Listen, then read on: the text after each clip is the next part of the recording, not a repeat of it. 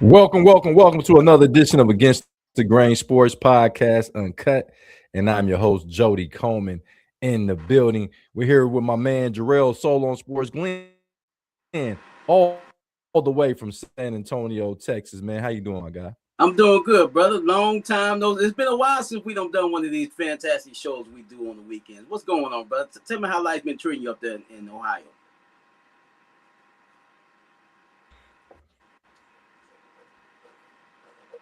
Yeah, definitely, man. I've been doing some traveling, going to see grandkids, enjoying this holiday weather, enjoying this summer weather, man. Holiday, the 4th of July just passed or whatnot. But yeah, that's why we have been kind of MIA. We sorry about that out here to all our loyal followers, man. I want everybody to have an opportunity to Soul on Sports, man, and then give me a synopsis on what's going on with the world. The World Cup is down to two teams now, man. We got Argentina and Spain. Uh, it seems like Argentina's a team of destiny. They seem like when you got them down, they just find a way to come back and win a game for some reason. It's crazy how they do this all the time. But Spain is one of the best defensive teams in the World Cup. They've only given up one goal the entire World Cup tournament. So I'm very interested to see tomorrow if they can actually finish this thing off tomorrow and beat Argentina. It seems like Argentina is the favorite at this point. It seems like they have a lot of haters and a lot of people that like them. So we'll see if Messi and the team in Argentina can finish the job. It's going to be very interesting to see if they can do it. I'm pulling for Spain tomorrow, I guess. I don't really know who's going to win. It's hard to bet against Argentina at this point because just when you think they're down, they find a way to dig themselves out of a grave and keep fighting and win themselves another championship. And they're trying to get another one this year. It's going to be very interesting to see what they can do. My biggest thing is, man, the amount of money they're costing for some of these games is crazy, bro. I saw some of the suites at the championship game tomorrow is going to be $3 million to watch a game. Am I going to get to play in the game? $3 million for a suite is crazy. I don't give a damn how much money you got. $3 million is a lot of money to watch a soccer game. I better be playing in the damn game with that kind of money. What do you think about that, Jody? Yeah, it's crazy, man. How they're making this a big money grab because we know soccer is the number one sport in the world. I mean, let's keep it real. Soccer is the number one sport in the world. It's packing out stadiums. It is something we think because we're in America, we like, oh, it's football, it's basketball, it's baseball. Absolutely not. I mean, these stadiums hold over 100,000 people, and we're talking about globally. We're talking about in Spain. We're talking about in Australia, African continent. We're talking about European countries. And I think a lot of times we are in America, we just focus in on just what's going on in America. We think that Yeah. we think like America, we just the end all, begin all, but it's not that, man.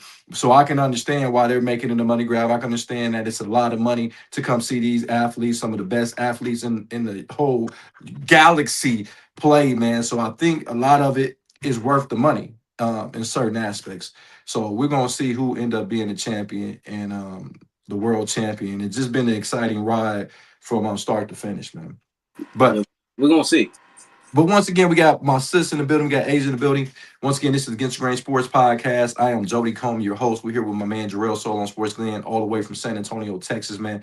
We're here giving you Against the Grain. We giving you live sports as you know it. Also, man, we want to give our big shout out to with our sponsors, Michael Wright, attorney at law. Want to make sure that he gets a proper shout out for what he's done for Against the Grain Sports.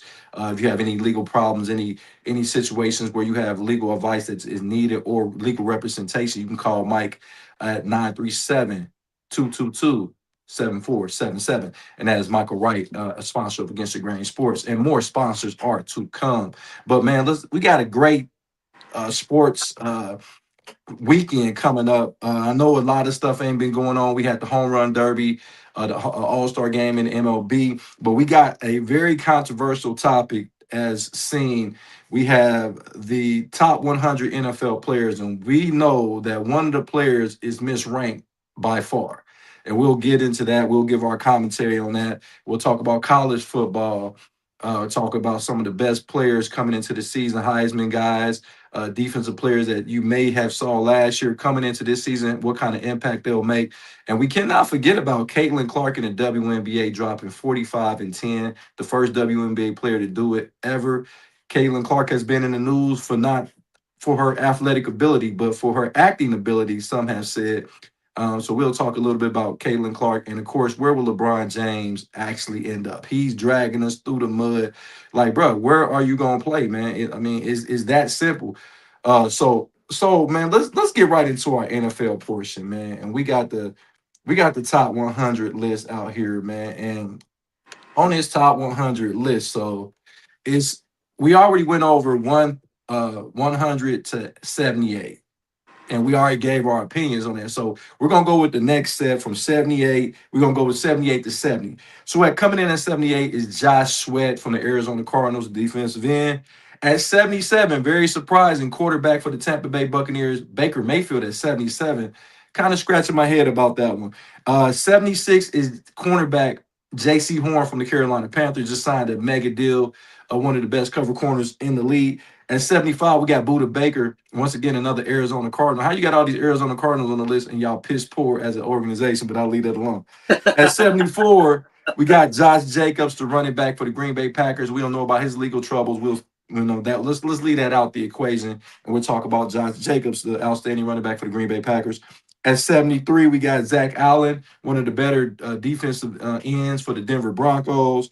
At 72, we got Jordan Love. Jordan Love is at 72 on this list. Okay. 71, we got Zay Flowers, one of the most shifty slot receivers in the NFL for the Baltimore Ravens. And at 70, we got Xavier McKinney, one of the best safeties for the Green Bay Packers in the league, ball hawking safety.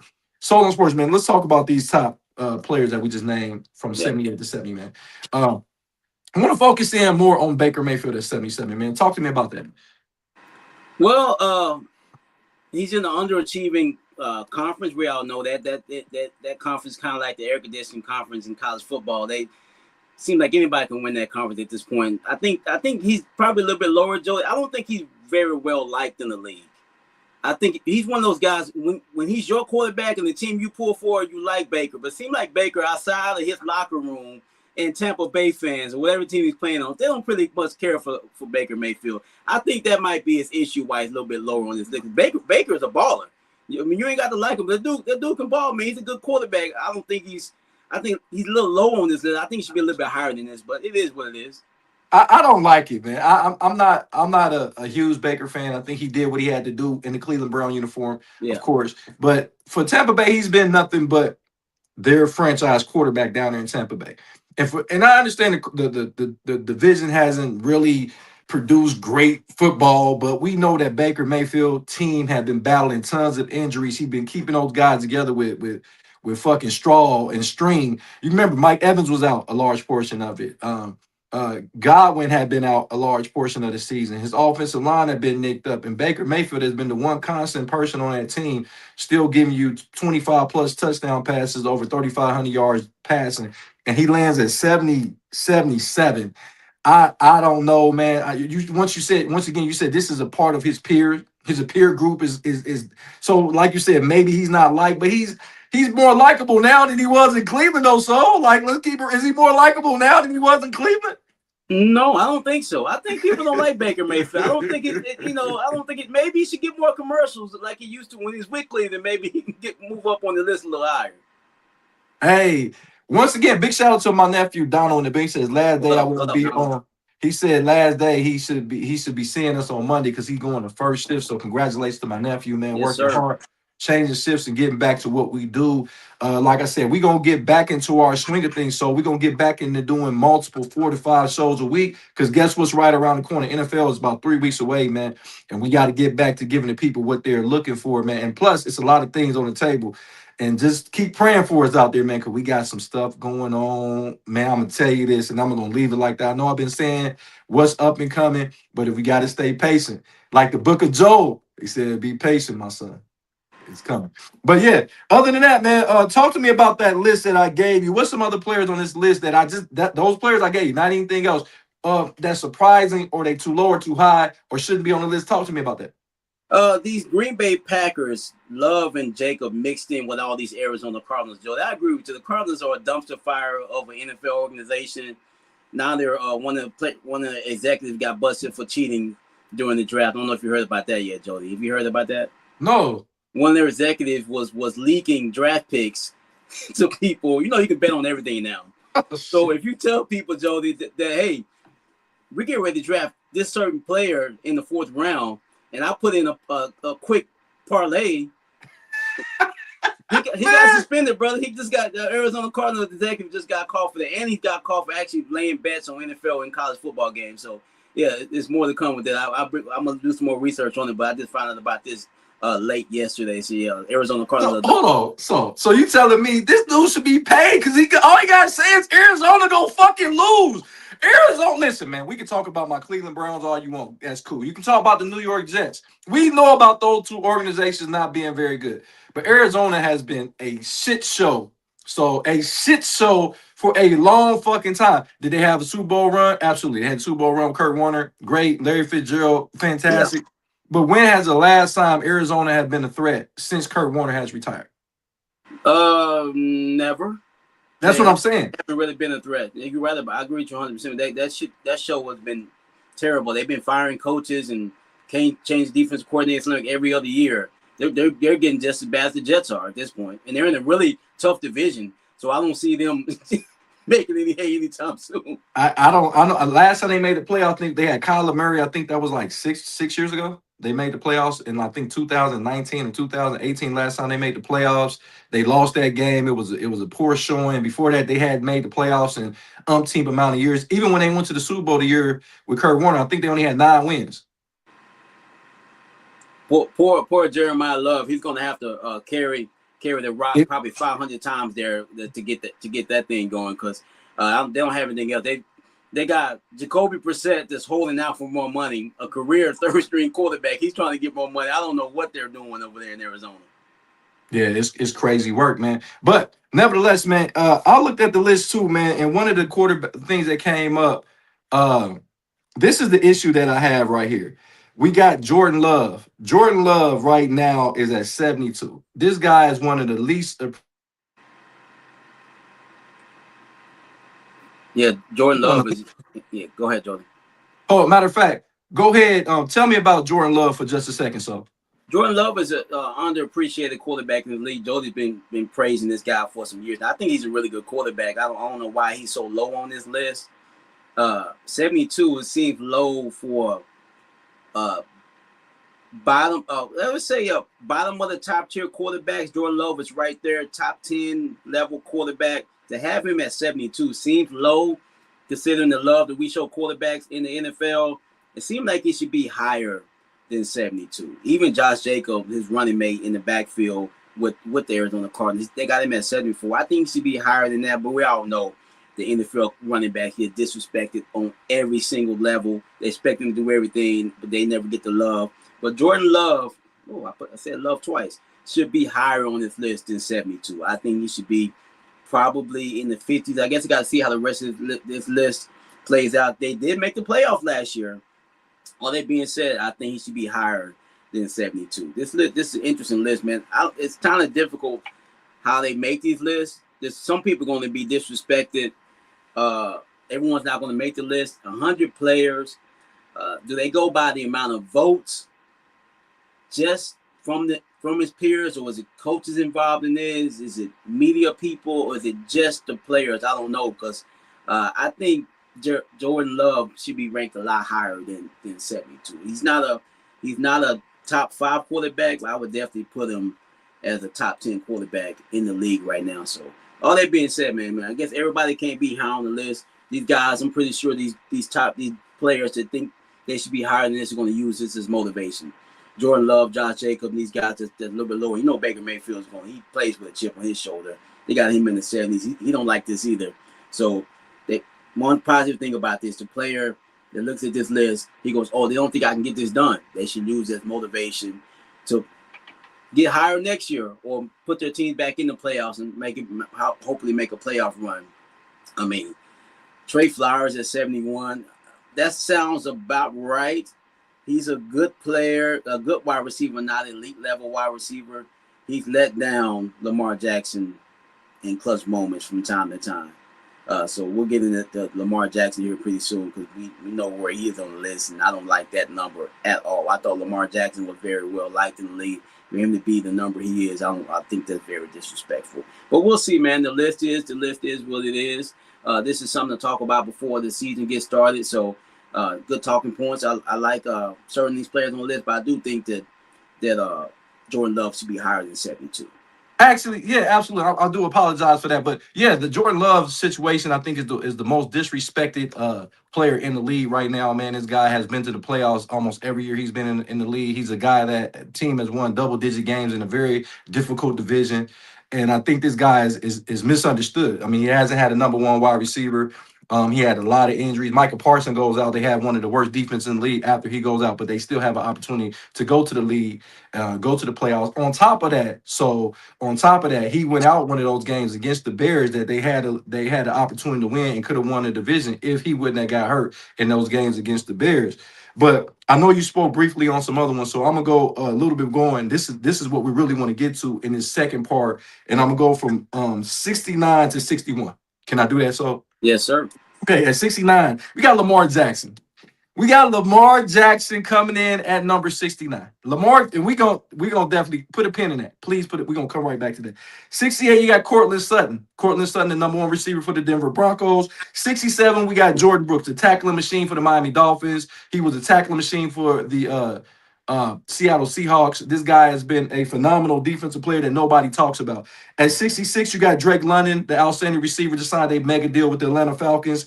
At 65, you got Roquan Smith. Roquan Smith is one of the most dominant middle linebackers in the game that's not named Fred Warner. So being that low on his list is kind of iffy to me. At 64, you got Chris Olave. I love Chris Olave. He had 100 catches this year. Ohio State product, of course. Man, this guy is one of the most consistent receivers in the league when healthy. Has some issues with the concussions, but I think if he can keep that under, that's a big if. He could be one of the most productive wide receivers in the NFL. Then you got Cal Hamilton coming in at 63. That's a very, very low for the best safety in football. Cal Hamilton is the best safety, one of the best defensive players in football. At 62 is your guy. Your guy, Trevor Lawrence. That's your guy, right? That's your guy, Trevor Lawrence. And then at 61, you got Kevin Byers, the safety for the New England Patriots, formerly of the Chicago Bears. He has been bounced around the league for a few teams, and he lands on the list at 61. So we don't worry about Lamar Jackson yet. Let's not be talking about Lamar Jackson. Let's first talk about Kyle Hamilton coming in on this list at 63, but he's considered the best safety and one of the top 10 defensive players in the NFL. How does that happen?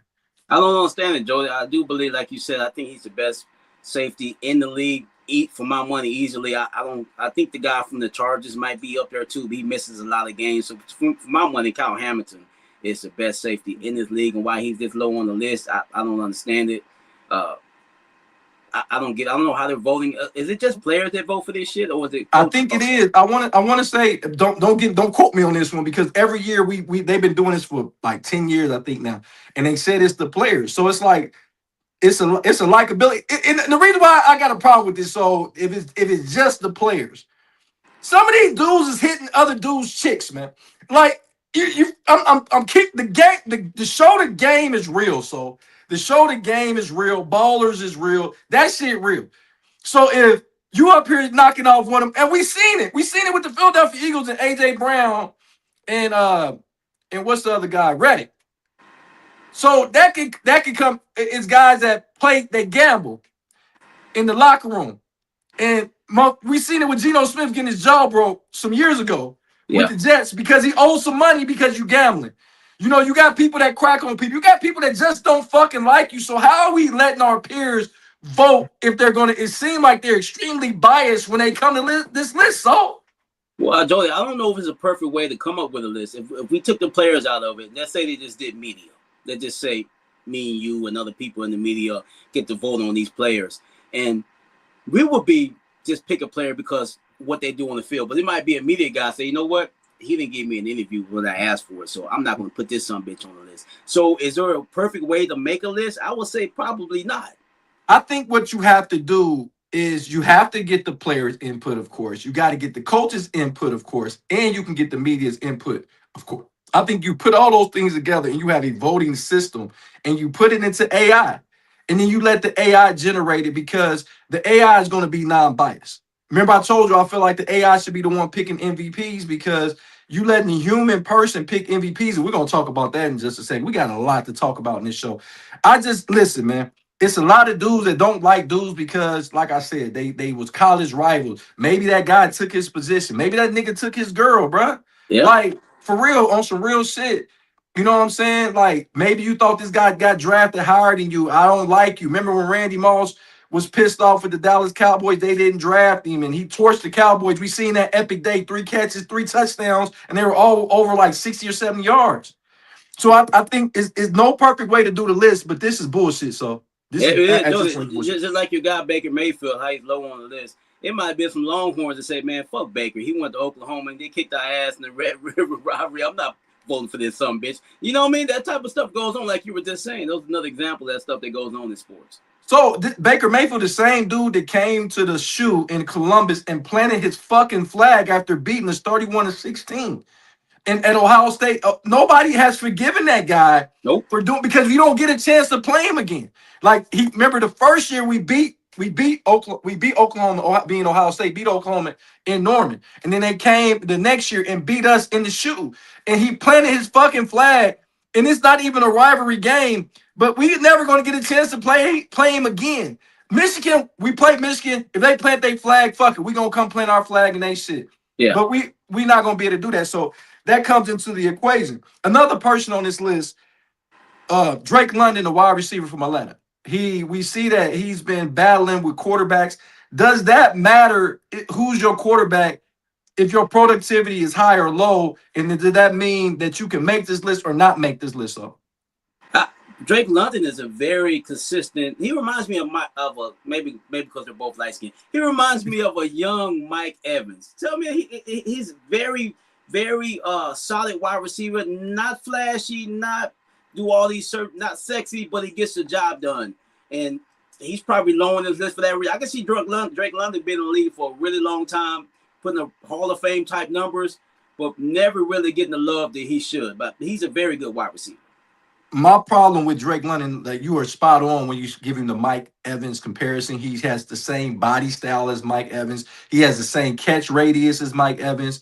He plays for Atlanta, a team that has not been to the playoffs in years, since the Super Bowl, since the 28-3 debacle. They have not been back to the playoffs since then. So we don't know who Drake London really is because he's buried down there in Atlanta with the Atlanta Falcons. Hopefully they can win some games.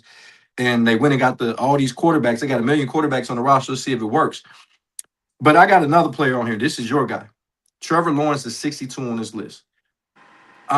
You call him Sunshine. Man, talk to me about Trevor Lawrence. Does he deserve to be this high? Should he be lower? He did just win a division with the Jacksonville Jaguars and play in the playoffs for the second time in his career. Based off of his season, if they're based it off of last year, I think Trevor should be a little higher than where they have him, man. I mean, he did have a great season last year. I know I hate on the guy, but if you're basing things off of what he did last year, Trevor should be higher than where he is right now. Can he follow up what he did last year? I don't know, but they're not talking about this. They're basing this off of coming into the season based off what he did last year. And I think Trevor should be a lot higher than he is on this list. He absolutely should be higher on this list. So, I mean, this guy put up phenomenal numbers. They won a division. They had another playoff team in it. So it wasn't like the Jacksonville Jaguars was the only team to go to the playoffs. Houston, Texas went to the playoffs in that division too. Very good defense with Houston. And CJ Stroud's a quarterback over there. And they haven't mentioned his name on this list yet. He probably not going to make the list, bro. That's crazy work. He missed a lot of games last year, though, Joe. But I mean, he did take his team to the playoffs, but I guess that don't matter for anything. But the thing right here, man, is Trevor Lawrence is a guy that's not very likable, I say, this far in his career because he was the number one pick. They said he was the best prospect since Andrew Luck. A lot of people don't like that. You know, a lot of other people like, man, why they rating this dude? I'm better than this dude. I cleaned his clock in college, or like he can't do shit against me in the pros. Like these, you gotta think so. These niggas talk like this, bruh. These are dudes are competitors, and these dudes talk like this. Man, I seen dudes like, man, this dude couldn't do nothing with me. I picked him off. I got a pick six against him. I sacked him several times. The other quarterback on the other side, like, bro, I outplayed this dude several times. How is he ahead of me on this list? He can't beat me. CJ Stroud's probably like, he can't beat me. He just beat me this year. He couldn't beat me the Yep. other years. You see what I'm Yep. saying? Oh, So I I agree. think that Trevor Lawrence gets a raw deal because of Trevor Lawrence being this Hollywood type of California kid looker. He has the flowing lock, but he's from Georgia. It's crazy work. But people, they don't like that. They don't like people that are praised and they feel like they haven't accomplished anything because I think Trevor Lawrence only has, one playoff win thus Yeah. far, being the number one pick. So I think he should be lower on the list, man, because quarterbacks seem like their value has been dropping because we named, out of these top from 100 to 61, we named a lot of quarterbacks. That We makes named a you lot of wonder. quarterbacks. That means, Joey, that means as we go on going through this list, that means there's going to be more different type of players on this list that probably deserve to be higher. I mean, we got some offensive linemen that don't get the love that they should. Maybe they're going to be higher than some of these quarterbacks that get all the love in the NFL. So maybe that's what we're going to be looking forward to when we get to the 40s and 30s and things of that nature. But the crazy thing is the quarterback position seemed like it's losing its value because remember, just about 3 to 4 years ago, this whole list, it'll be 100 players and it'll be 25 of them be quarterbacks. And I don't think that's going to be the case. We already named Brock Purdy. We didn't already name Jordan Love. We already named Trevor Lawrence, just to name a few. Caleb, what's the name? Bryce Young has already been named. But let's talk about the elephant in the fucking room. His name is Lamar Jackson. To put Lamar Jackson at number 69 is the most disrespectful shit I have ever seen in football. Now, he only went 6-7 as a starter, so he went 6-7. He threw for 63.6% completion percentage, 2,549 yards, 21 touchdowns, only 7 interceptions. He had 349 yards rushing and 2 touchdowns. Played in 13 games, so he only missed 4 games. So let's take this shit out that he missed a lot of games. He missed 4 games, bro. He did. Let me put something before I even let you speak on this topic. This is what we need to understand. Lamar Jackson has been in the league for 8 years. 8 years now. He's going into his 9th season. He has an opportunity to play in 133 football games. He's played in 115 of them. He's only averaged missing 2 games per season. In a couple of those seasons, he didn't play because they had already locked up the division. Yeah. So where are we getting this shit that this guy is a false fucking narrative about people because it sounds good in the fucking media? So I did some independent research. So I did some fucking independent research. And my guy, King Mink's in the building. What's good, my boy? Sorry we've been keeping so long. So this guy has not missed as many games as people think. He had 2 seasons where he played 12 games. He had 2 seasons. I mean, in both of those seasons, I think one season it was before. No, he missed. So he missed 5 games in those 2 seasons, and then last year he missed 4. Other than that, he only missed games because the team had already won the fucking division. Yeah. So the notion that he's low on his list because he missed games. This motherfucker was the number 2 ranked player just a year ago, bro. So I'm gonna give some more commentary on this, but I'm gonna let you go ahead and do your thing. Jody, this is the country we live in. They're basing Lamar Jackson off of his playoff performances. They're not basing this off of what he did last year. I guarantee you they're doing that shit. But they're not doing the same thing to the guy that plays in Buffalo. They're not doing it. I guarantee you he's gonna be one of the last names we call on this list. And neither one of them have got it done in the playoffs. Am I right? Am I wrong, Jody? He lost. Matter of fact, Josh Allen lost, didn't he? Yeah, he sure did. He loses every year in the playoffs because he never gets to the Super Bowl. And I like Josh Allen, don't get me wrong. But to put Lamar Jackson at 69, which is a freaky number, on this list is unacceptable. I don't give a damn what. Lamar Jackson still had a good season. Like Joe, you say he had 21 touchdowns, 7 picks. As the quarterbacks would kill for those kind of numbers, and they missed 3 or 4 games. The man had, anytime you had under 10 interceptions, you had a great year. All that being said, your defense was trash last year. One of the reasons why they didn't make the playoffs. But Lamar Jackson, for my money, I know he had a slight dip in his stats. Lamar Jackson should be easily top 15 for my money. Listen, I don't know what they're basing this on. If they saying they basing this on last season, that goes back to a couple years ago when they put Aaron Rodgers on the list and he only played 5 plays. So what the fuck are we? Is this a lifetime achievement list? Does first of all, does this list even fucking matter at this point? Because when anybody's saying that Trevor Lawrence in any fucking universe is better than Lamar Jackson, and I like Trevor Lawrence. It's Yeah. no universe. There is no parallel universe out here that's telling me that he's better. That also, and I know we ain't got to these people yet, but that they're telling me that Jared Goff's better than Lamar Jackson because I know he's gonna pop up on the list. They're telling me that what's my guy Justin Herbert's better than Lamar Jackson because they going are you telling me that Patrick Mahomes is better than Lamar Jackson according to last season? Where that's my guy. Y'all know I love some fucking Patrick Mahomes, but Patrick Mahomes did not outplay Lamar Jackson last season. Where's Sam Darnold at? They ain't said his name yet. They ain't said Sam Darnold's name yet. They ain't said Jalen Hurst's name yet. Dak Prescott. So you telling me all these guys? So I have really no realm of reason of what y'all doing. Real quick, King Ming said, hell, Ryan Clark said it was racism. Donald said Josh Allen is dominant over Lamar, so I think Allen should be above him, but no way he's 68, 69 player better than him on the list narrative run by position because you can say 30 linemen are better than him and nobody pays attention to the linemen. Now, my thing is, I don't know how you can feel like Josh Allen is superior to Lamar Jackson. This is why. So you made a very valid point. Neither one of these guys have made it past the AFC Championship game. Nope. Last time I checked, both of those guys have lost to Patrick Mahomes before they can get there. Just last season, Josh Allen didn't have to go against none of those players. He didn't have to go against Joe Burrow. He didn't have to go against Lamar Jackson or Patrick Mahomes and still couldn't get it done. End up losing to Bo Nix, which they haven't named yet. In what universe is Bo Nix better than Lamar Jackson?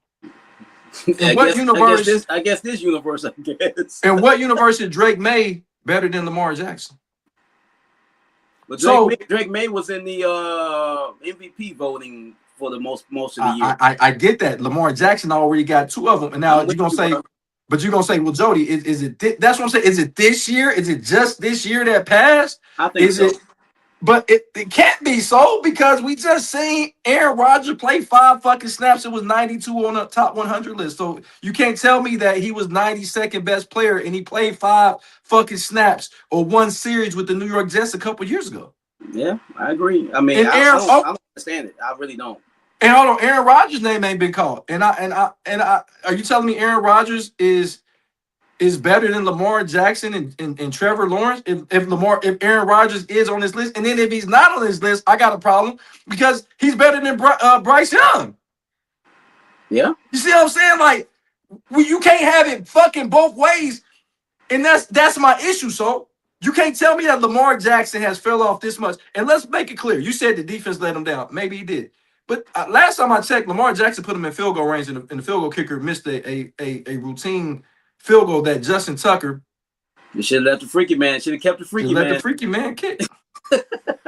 Justin Tucker's not missing that field goal against the Pittsburgh Steelers. I bet Justin Tucker's the one that got Lamar Jackson at that 69 number. That sounds. Yo, that's crazy. Hey, freaky ass nigga. Like, you know what I'm saying? But first of all, I wouldn't want to be 60. Well, I don't have a problem being 69. 69 is a giving. Do you know how giving the 69 is? 69 is very giving. It's a lot of work though, Jody. You got to have a strong core. You know, it's a lot going on with that, brother. But hey, so you know, I'm a big Tubi watcher, right? So I'm a big Tubi watcher out here, man. So I was watching a lot of movies on Tubi. So I ran across Time to Kill. Have you ever seen Time to Kill? Oh yeah. Time to Kill, great movie. Matthew McConaughey, Samuel L. Jackson. Yes, they deserve to die. They hurt the burn in hell. That's a very classic I did the same damn thing. Go ahead. That's a classic line. Also, too, I watched Just Mercy. You remember Just Mercy with Jamie Foxx and Michael B. Jordan? Have you seen that movie? Yeah, that's a good movie. Now, I'm bringing these movies up because it ain't an old Negro spiritual. I ain't bringing that up. It's just these are 2 movies where the evidence was very compelling. It should have been a no-brainer. These persons are guilty and this person is innocent. I feel this is the same way Lamar Jackson is dealing with stuff right now. Lamar Mhm. Jackson, the evidence is on the table. You know that Lamar Jackson is a better player than these people. You see that his numbers, his resume, even with they trying to guide him on his playoff experiences. Then if that's the case, then how is Justin Herbert ahead of him if you're talking about playoff experiences? Do you see what I'm saying? How I'm is with Dak Prescott ahead of him if we're going playoff resumes? So it's like y'all try to find something. It's almost like you cut off your nose to spite your face when it comes to Lamar Jackson, because it's like you can't just say this motherfucker is good. You can't say this motherfucker is great. What is the problem why people just can't give Lamar Jackson the credit that he deserved, the credit that he has earned? And the thing about it, so he has never gotten the media and said anything ill to anybody. He's been an upstanding citizen, no matter how much bullshit he done went through. Talk to me, so. I think Jordan has a lot to do with his style of play. They can say all they want about certain things, but Lamar Jackson not your prototypical quarterback. Some people think you should play quarterback one way. It's okay when the white guys run around the field and go run for 30 yards and run over linebackers, but when the brother does it, oh, he's just a runner. But so Josh Allen's not a runner. I see Trevor Lawrence running quite a bit too. These guys also are running, but they don't say that type of narrative. They didn't even want Lamar Jackson drafted for the honestly, bro. I mean, some people trying to get this guy to play another position just because. Speaking of position, that 69 number is crazy. That's crazy work. They're playing with their position just because he can. Because he's so athletic, he can't play other position. No, he's a fucking quarterback that a two-time MVP, and you say he should be 3. He should have won that one over Josh Allen. Yeah, he's probably a 3-time MVP. And to put the disrespect this brother like this and put him number 69 on the list is crazy. So are you saying that Lamar Jackson's a 69 guy? 69 guy. Hey, real quick, Donald said the players vote this, right? So if the players playing on the field with them on field that they are better than playing against it, I can really go against that. He can't really go against that. And then Kim Ming said, I hope that she's a big girl for the 69. It's crazy work. And then Donald said, I see Lamar isn't the reason they lost. So that's why I feel winning is overrated. That's that when it comes to play, because it's often not your fault when you win or lose. Donald, that's not true. Lamar Jackson put him in a position to win. The guy missed the field goal. I mean, they still lost the game, and guess what? It's going to go on Lamar Jackson's record. He was 6-6 going into that game. He loses that game. Now he's 6-7. No other player on the field has a winning loss record on their stats except for quarterbacks. So I mean, you got to take the good with the bad. But we know Lamar Jackson is the reason why they were in any of these games. We remember week 1 when they lost to Buffalo. They had the huge lead against Buffalo, and Derrick Henry fumbled.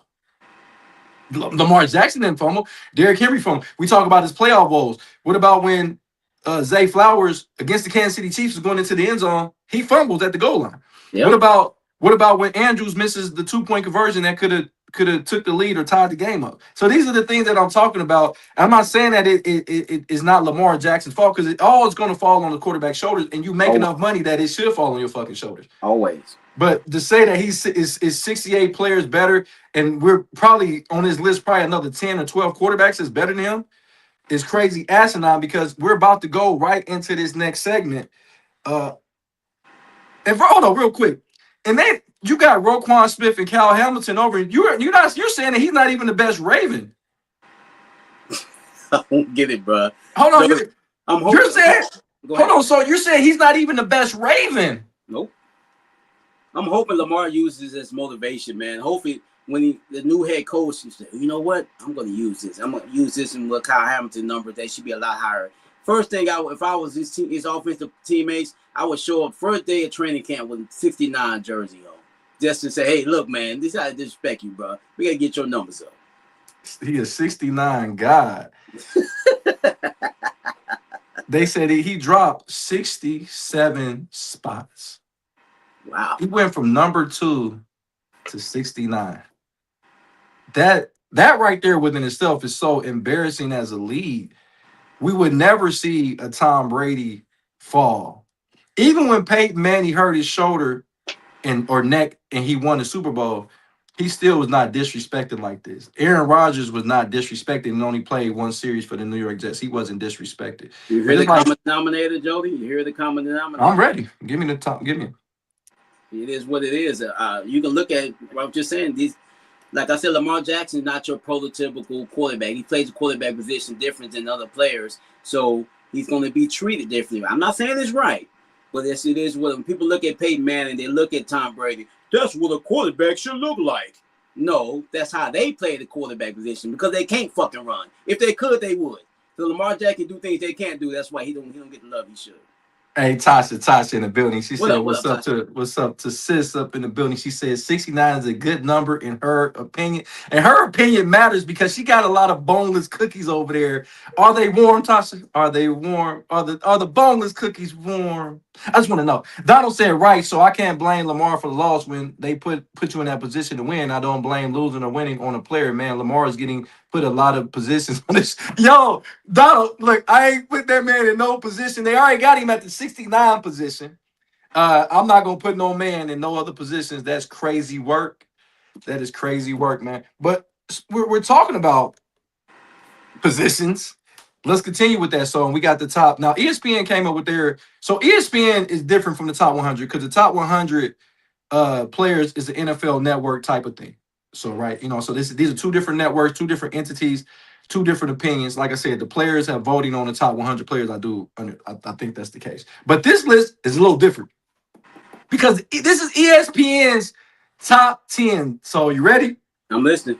At number 10, they got the man with the nail polish that likes sacks to the face. His name is Caleb Williams. He has turned Chicago around. You have already stated in his second year, going to a third year, he's already the best quarterback that the Chicago Bears have ever had. Tell me I'm wrong. I mean, Jim McMahon is up. Jim McMahon is if he can remember, he's kind of pissed at you. Fucked up. That's fucked up, Joey. if he can remember, he's pissed at you. Now at number 9. Staying in the same division, you got Jared Goff, the quarterback for the Detroit Lions. Right? Yeah, down. You're the mean.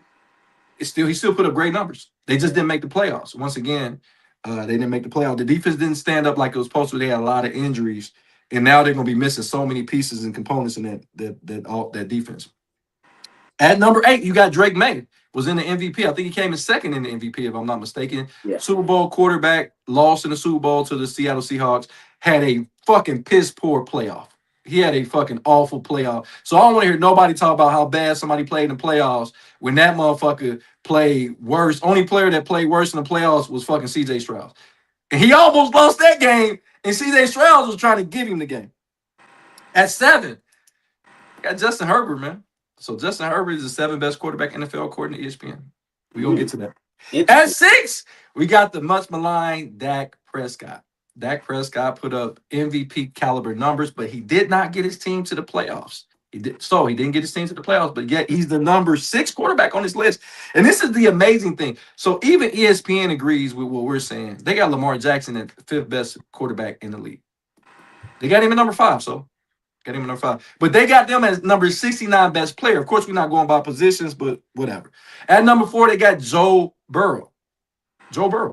Love Joe Burrow. This is the guy that can't stay on the field. This is the guy, his team has missed the playoffs in 3 of the last 3 seasons. He hasn't been to the playoffs since they made it. It wasn't even a Super Bowl run. It was the playoff run they made. That's the last time he been when they made it to the. They lost Kansas City, I think, right? Yeah, they lost Kansas City in the AFC Championship game. Yeah. At 3, they got the MVP Matthew Stafford at 3.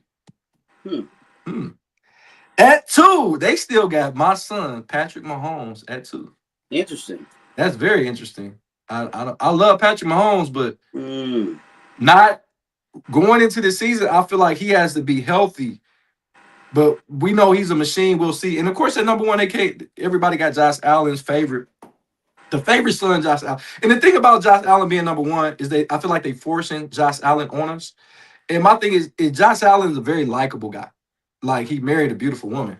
Jesus, she's nice. So, I mean, he's the luckiest man in the world right now. But so I think they're forcing him on us because his resume speaks of not getting the job done. It's like they're trying to force Buffalo to win a Super Bowl. And he lost to Bo Nix. He lost to Bo Nix on the road. Yeah. So let's go from 10. We're gonna go from 10 to 1. We're gonna go ahead and give him so we're gonna go with Caleb Williams. Now, before we even get to that, so these are some of the honorable mention quarterbacks that didn't make the list. We got Sam Darnold, Jordan Love, Jaden Daniels. Of course, he was hurt. Baker Mayfield, Brock Purdy, Trevor Lawrence, Bo Nix, Jalen Hurts, and CJ Stroud. Just to name some of the quarterbacks that did not make this list. So let's go with 10, Caleb Williams. Caleb Williams. So talk to me about Caleb Williams. What do you think about this guy Well, like being I number already 10? said, he's the best Bears quarterback in the history of the program. It's him and then Rex Grossman. Those two are the best quarterbacks. So Jim McMahon get no love? Jim McMahon. And then hold on, didn't Jim McMahon win the Super Bowl? The 85 Bears, Oh, 46 defense. I get it, but didn't Jim McMahon win the Super Bowl? Was he not the Yes, Super sir. Bowl winning He quarterback? goes down in the record book as the winning quarterback. That's all I want to know. That's all I want to know. You're 100% right about that. But to me, Caleb at number 10, he had a great second year as starting last year. I think he should be higher on this list than number 10. They gave all Bears fans heart attacks last year. They were the heart attack kids last year, man. They came back and won so many fucking football games. I was very impressed with what I saw with Caleb. I guess his second year, he finally let his polish dry, and he was out there balling. So I think Caleb should be higher than 10. Caleb being 10 on this list, I'm a disagree slightly with you. I don't think he's the 10th best quarterback in the league. Really? It's some of the guys that's on is Caleb Williams right now has not proven to be better than Trevor Lawrence at this point yet. I don't think Caleb Williams is better than Trevor Lawrence. He's not better than Jordan Love yet. He's not better than Baker Mayfield yet. Not saying that he can't. I just think if we're talking about right now, going into the season, I got to go with Sam Darnold over him as well. Like Jody, bruh, Jody, nigga. Okay, we all play pickup basketball game. We get ready to pick. yeah, You gonna tell me you're picking a quarterback for your team? You're gonna pick some of those quarterbacks you said over Caleb? Come on, bro. listen. This is what I'm talking about. We're talking about potential. Can Caleb be the best quarterback on this list at some point? Yes. He's going into his third season, bro. And the reason why we're loving Caleb so much is because Caleb took a team in the Chicago Bears to a playoff, and like you just said, they have not had this much excitement since Michael Jordan was in town in Chicago, since the Cubs won the championship in baseball. So I think we're overreacting to Caleb Williams' season that he had. He threw a lot of interceptions. Do you know he threw 3 interceptions in that playoff game? Are you aware of that? That's not what. No. All we see are the good things that Caleb. That's my point, and this is why this is against the grain sports, because we're not going to put this narrative out here that Caleb shit don't stink. Like I just Ray wanted just a barber. He said his nail polish showed off. He showed his nail polish off last year. Kim Ming said this list is kind of crazy though, with some people on it. And then Donald said, I think Caleb Williams has the Pat Mahomes talent. If he can't get better mentally mature, he can be real special. But wow factor narrative, natural talent. Caleb is that deal. I just think that we overreact. I don't think for sure he's not better than Jordan Love. Like for sure. I mean, we throwing this guy in there because he was the best of the worst, bruh. Like he went to a Chicago Bears team that had never. That's like if I go to play for if Deshaun Watson plays for Cleveland this year and throws 20 touchdowns and 10 interceptions, we're gonna probably build a statue outside of Cleveland for Deshaun Watson. But who's projected to have better season this year, Caleb or Jordan Love? I would say Caleb. How it's not about projections, it's actually getting on the field and fucking playing. And when you look on the field in productivity, Jordan Love has more productivity. And I'm not saying that I'm not saying that Jordan, they're based off a year-to-year basis. So right. If we're going off of what Caleb did last year, he had a better season than Jordan Love did. It's semantics. First and foremost, Jordan Love got hurt in the game on a dirty play against the Bears. That's not Caleb Williams' fault. But the point you saying that he played better than him. I don't know if he played better than Jordan Love, to be honest with you. I mean, it's subjective. Caleb finished the game, and Jordan Love didn't. Sorry. But what I'm saying is, if we're going off of that, go look at Caleb. He didn't throw for 4,000 yards, which is not a benchmark, but that's the only team in NFL history that has not had a 4,000-yard passer being the Chicago Bears. He brought great excitement. But to say that Caleb Williams, Jordan Love, Sam Darnold, Baker Mayfield, Brock Purdy, Trevor Lawrence, Bo Nix, and Jalen Hurts is not better than him at this point in his career, I think is misleading. I think we're based this off of what he did last year. So right. I think he deserves to be higher than the Eagles quarterback And Sam Darnold, nigga, come on, Sam Darnold, Jody, we're not gonna do this. Listen, I'm with you with Sam Darnold, but he did win a Super Bowl last year, bro, and it was because of him. Because they had ample opportunity to win Super Bowls with other quarterbacks with the same type of offense, and he Sam Darnold is better than. Let's be real, Sam Darnold is better than Caleb Williams right now. No I'm one, talking no about. one on God's green earth is gonna pick Sam Darnold over Caleb Williams on no fucking list. I don't know about that. And on top of that, what about Baker Mayfield? So you saying Baker Mayfield at this point in time is not better than Caleb Williams? No, sir, Okay. he's not. Okay. All right. Let's move on. Now As you you can got. tell, I'm a big Polish fan. I really I like. see. You like a guy that like Caleb Williams got a lot of sacks to the face, man. Hey, if I'm a Bears fan, I don't give a shit what he does. No, he's throwing touchdowns and winning football games. The guy got sacks. It's crazy that I'm telling you, this is we're under. You're saying Caleb should have been number 69. Is what you're saying? Yo, it was 69 guy. I'm gonna tell you. Do I think that Caleb can be special? Absolutely, but I think sometimes, man, we put the cart before the horse, and we're up here praising this quarterback that hasn't accomplished what these other guys have already accomplished and still playing at a high level. But I digress. King Ming said how you guys forget about Dumb and Dumber to play for. He said talking about Race Grossman, Jay Cutler, and then Donald said last year was the most mid quarterback year I've ever seen. Talking about mid quarterback overall as a whole, and that's because Patrick Mahomes got hurt. I'm just saying. But yeah, but let's keep it moving. At number 9, you got Jared Goff. So Jared Goff didn't have the numbers that didn't put up the numbers, didn't make the playoffs that he did the last couple of seasons. But him coming in at number 9, what do you feel about that?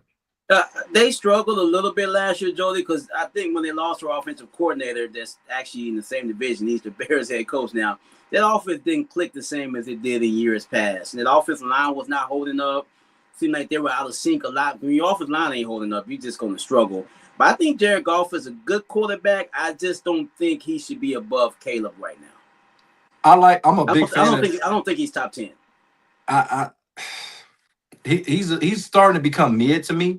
I think that the Lions' window is closing, not because they didn't make the playoff last year, but once again they lost Montgomery, one of their pieces of their Sonic and Knuckles, the running back core that they had. The tight end didn't have a good year that he had years prior. Laporta came in and he was the guy at the tight end position. He didn't really fulfill what he had done the years prior to that. The offensive line, like you mentioned, had been damaged. Not saying damage beyond repair, but they're not the same offensive line they had, where you could arguably say they had the best offensive line about 2 years ago. Philadelphia probably like, hold on, not so fast. Defensively, they lost Arnold, of course.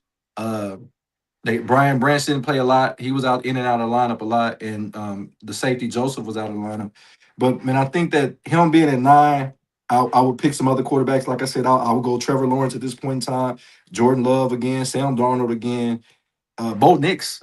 I would put over Jared Goff at this point, and I think we do, because the thing about it is Bo Nix has more touch out of that class of quarterbacks, and that's with Jaden Daniels, Caleb Williams, all those quarterbacks. Bo Nix has the most wins and touchdown passes. Yeah, that's crazy work. And if he don't get hurt, he may be in the Super Bowl, not Drake May. Very true. Very true. But guess what? If it was a 5th, we would all be drunk. Ain't that correct? At number 8, we got Drake May. We got Drake May on this list, and we at the beginning of last year, I don't think anybody would have had Drake May at number 8 quarterback.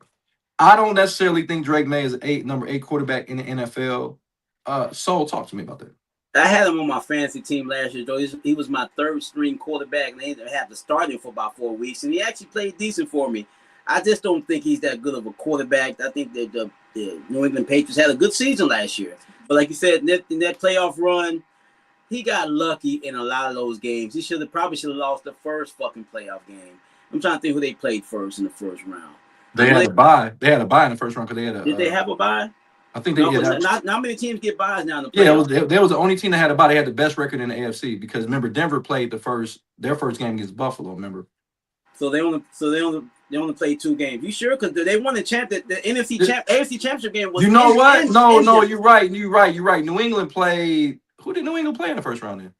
Because Buffalo, I think because Denver had home field. Because remember the snowstorm hit, New England had to go to Buffalo. Had to go to Denver. I'm trying to think who they played in the first round. What the fuck did New England play in the first round? Shit. Jody, all that being said, Drake May has a 3-1 play. Chargers. You're right. The Chargers. So I don't know. Drake May had a good good year last year. I just don't think he's top 10 right now. He played solid. I think he should be out of this top 10. I don't think some those other quarterbacks you made. I will put Baker Mayfield above him. I don't think Drake May's that at that level yet. I think, and once again, Drake May was second in MVP, and you can't take that away. But Yeah. but the thing about it is, we talking about pure talent at the quarterback position, and we can't be talking about last year because once again, we got quarterbacks that's on the list that was hurt. So if you going by that, I got Bo Nix better than Drake May at this point. I got Jaden Daniels better than Drake May. I got Caleb Williams. All these guys, and this has been a fantastic. Let's talk about how fantastic this draft was. That draft was fantastic for quarterback. We talk about the '83 draft that had Dan Marino, Ken O'Brien, and of course John Elway and things of that nature. But this draft may be up there. You got Caleb Williams, Drake May, Jaden Daniels. You got a lot. You got Bo Nix. You got JJ, and they all have playoff wins. Yeah, except for JJ McCarthy. JJ, yeah, the rest of them have playoff wins already. But think about it, he still got a chance. Let's see what he can do. But nevertheless, man, I'm taking Sam Darnold over Drake May. Of course, he beat him in the Super Bowl. I'm taking him over Drake May. I'm still taking Jalen Hurts, guys. I don't know what the fuck y'all got against Jalen Hurts. Once again, he's not allowed to have a bad season, which his bad season is a Pro Bowl season for some of you other quarterbacks. But what do people got to get? We'll get to that in a minute. So at number 7, they got Justin Herbert at number 7. Talk to me, so. Maybe the most talented quarterback in the league, but he's very underachieving when it comes to playoff success. Big games, he's not very clutch, but he's a good player. Having him at number 7, I think that sounds about right, Jody. I said having him at number 7 I think that's a good spot for him. Fuck that. Ain't no fucking way Justin Herbert's a number 7 quarterback in the NFL. Who's better than him, Joe? That's not God damn it. Who's better than him? I'm going with Sam Darnold, Jordan Love, Baker Mayfield. Joe, Baker Mayfield, Trevor Lawrence, Bo Nix, and Jalen Hurts. What's with you and this Sam Darnold love today? You don't even like this motherfucker. I don't. But but once again, I'm a non-biased person. I might not like him per se, and it's not that I don't like Sam Darnold. I'm talking about his game. I'm not talking about him as a person. No, that's what I'm saying. My thing is, you got to respect what he's done. The last 2 seasons, and do I think that I thought, and the reason why I had a problem with Sam Darnold, to make it clear, is how many opportunities he got that some other guys didn't get. So it was never really towards a Daniel Jones or to a Sam Darnold. It was the opportunity that kept, and he finally got it right. You know what I'm saying? So, and my thing is, Justin Herbert has, if you look up quarterback in the NFL record books, he's the prototypical quarterback. 6'5". He got the look of a quarterback. He can make every throw. He's athletic. Yep. But my thing is, that's not, you don't play quarterback on paper, bruh. Like when we talk about playoff success, we talk about big games. His biggest game is playing against the Kansas City Chiefs, bruh. That's his biggest game. A regular season game against the Kansas City Chiefs is his biggest game. That's not going to cut it at the quarterback position, man. And he doesn't get ridiculed like these other quarterbacks getting put at 69 on a fucking list because they feel like they're underachieving because what they have already done. I think that's what Lamar Jackson got penalized because he's been so good. You expect his great when he becomes good. Now he's up there with the other quarterbacks. And I think that's what Justin Herbert right now, he has not hit. Everybody knows he has the potential to be there, but the quarterback position is not played off of fucking potential. It's actually getting out here and doing something. So yeah, I agree. I mean, Justin Herbert is a good quarterback, but he does need to step up in the clutch. Maybe no one really pays any attention because he plays for the Chargers, and there's like 10 Chargers fans in the whole world. Right. They don't really give a shit. They're like the Clippers of LA. You know, everyone cares about the Rams. No one gives a shit about the Chargers. People, they play in the same stadium as the Rams. Who cares about that shit? Maybe that has something to do with it. It got a lot to do with it. They should have stayed there as in San Diego. So let's go to number 6 on this. And this is a quarterback that's very much maligned. So this is a quarterback. I don't know what the fuck he did to y'all, but we talking about Dak Prescott. Dak Prescott had an outstanding season last year, but there's a but. They didn't make the playoffs, bro. And to be honest, it wasn't even really close that they didn't make the playoffs for America's team. Talk to me about Dak Prescott making the six on this list because what are we basing this off of? Well, Dak had probably one of the best offenses in the league last year, man. They were scoring points at a high clip last year, but they probably had the worst defense in the league. They were giving. I think we could have scored on them last year without the 69. We could have still scored on them. Dak deserves to be higher on this list if we're going to base it off of what he did for his team. I would say Dak deserves to be in the top 4. They got him at 6. I think he's too low on this list, basing things off of last year. But that's what I don't even understand this list. Like, you got guys that was injured on this list. You got guys that were used to be good. You got guys that we think is going to be good. I'm like, is this what are we doing? And this is, once again, let me make it clear. This is ESPN's top 10.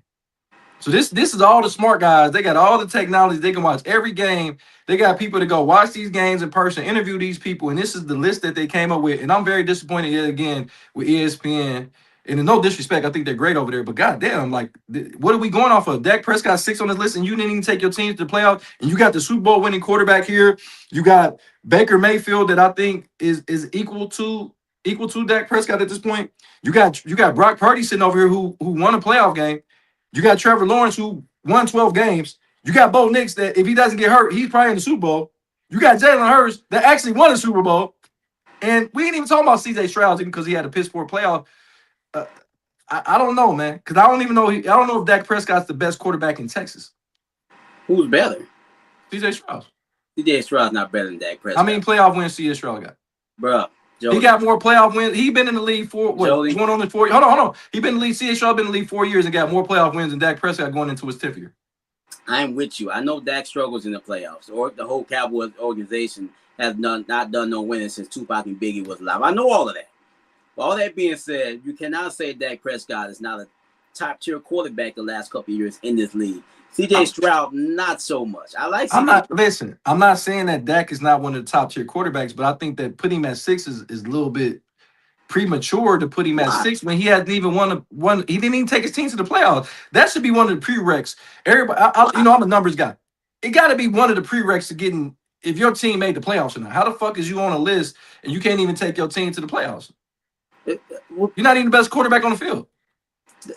Jody, I think we put too much pressure on the quarterbacks for saying they should take their team to the playoffs. He did not make it because he didn't do his job. He can only do so much. Just like you said, Lamar Jackson, he would have made the playoff if the field goal kicker would have did his job, but he didn't. That's why he didn't make it. But all that being said, we're putting too much pressure on this one position. Going back to position, we can talk a lot. We like positions. A lot of positions. That's why they call me the midnight meat train. It's gonna be a lot of positions. Dak Prescott is basic things off of last year. He's a top tier quarterback in this league, and I think 6 is too low, going off just what he did for his team. That's all he can do, bro. I'm gonna give you that. Okay, I'm gonna give you that. Now it gets a little dicier. Now we got number 5. We got Lamar Jackson, but once again, Lamar Jackson, the top 5 quarterback, but you got him at number 69. Once again, ESPN and NFL Network are two different entities, and they judging them 2 different ways. So I thought NBC NFL got bought out by ESPN. Yeah, but it's still company now, right? Yeah, but it's still, they got 2 different mindsets when it comes to different things. If you watch the NFL Network, it's a little bit different than what the ESPN is. Even though I think they have collabed together, but you can see 2 different mindsets. But you got Lamar Jackson at 5, 5th best quarterback. Talk to me, son. Well, Lamar still had a good season. Didn't have a great season, like you said, 21-7, still really good numbers. Didn't have the team success. Maybe they're looking at that. I don't know. Lamar still gets disrespected. But if we're basing things off of last year, that should be higher than Lamar Jackson.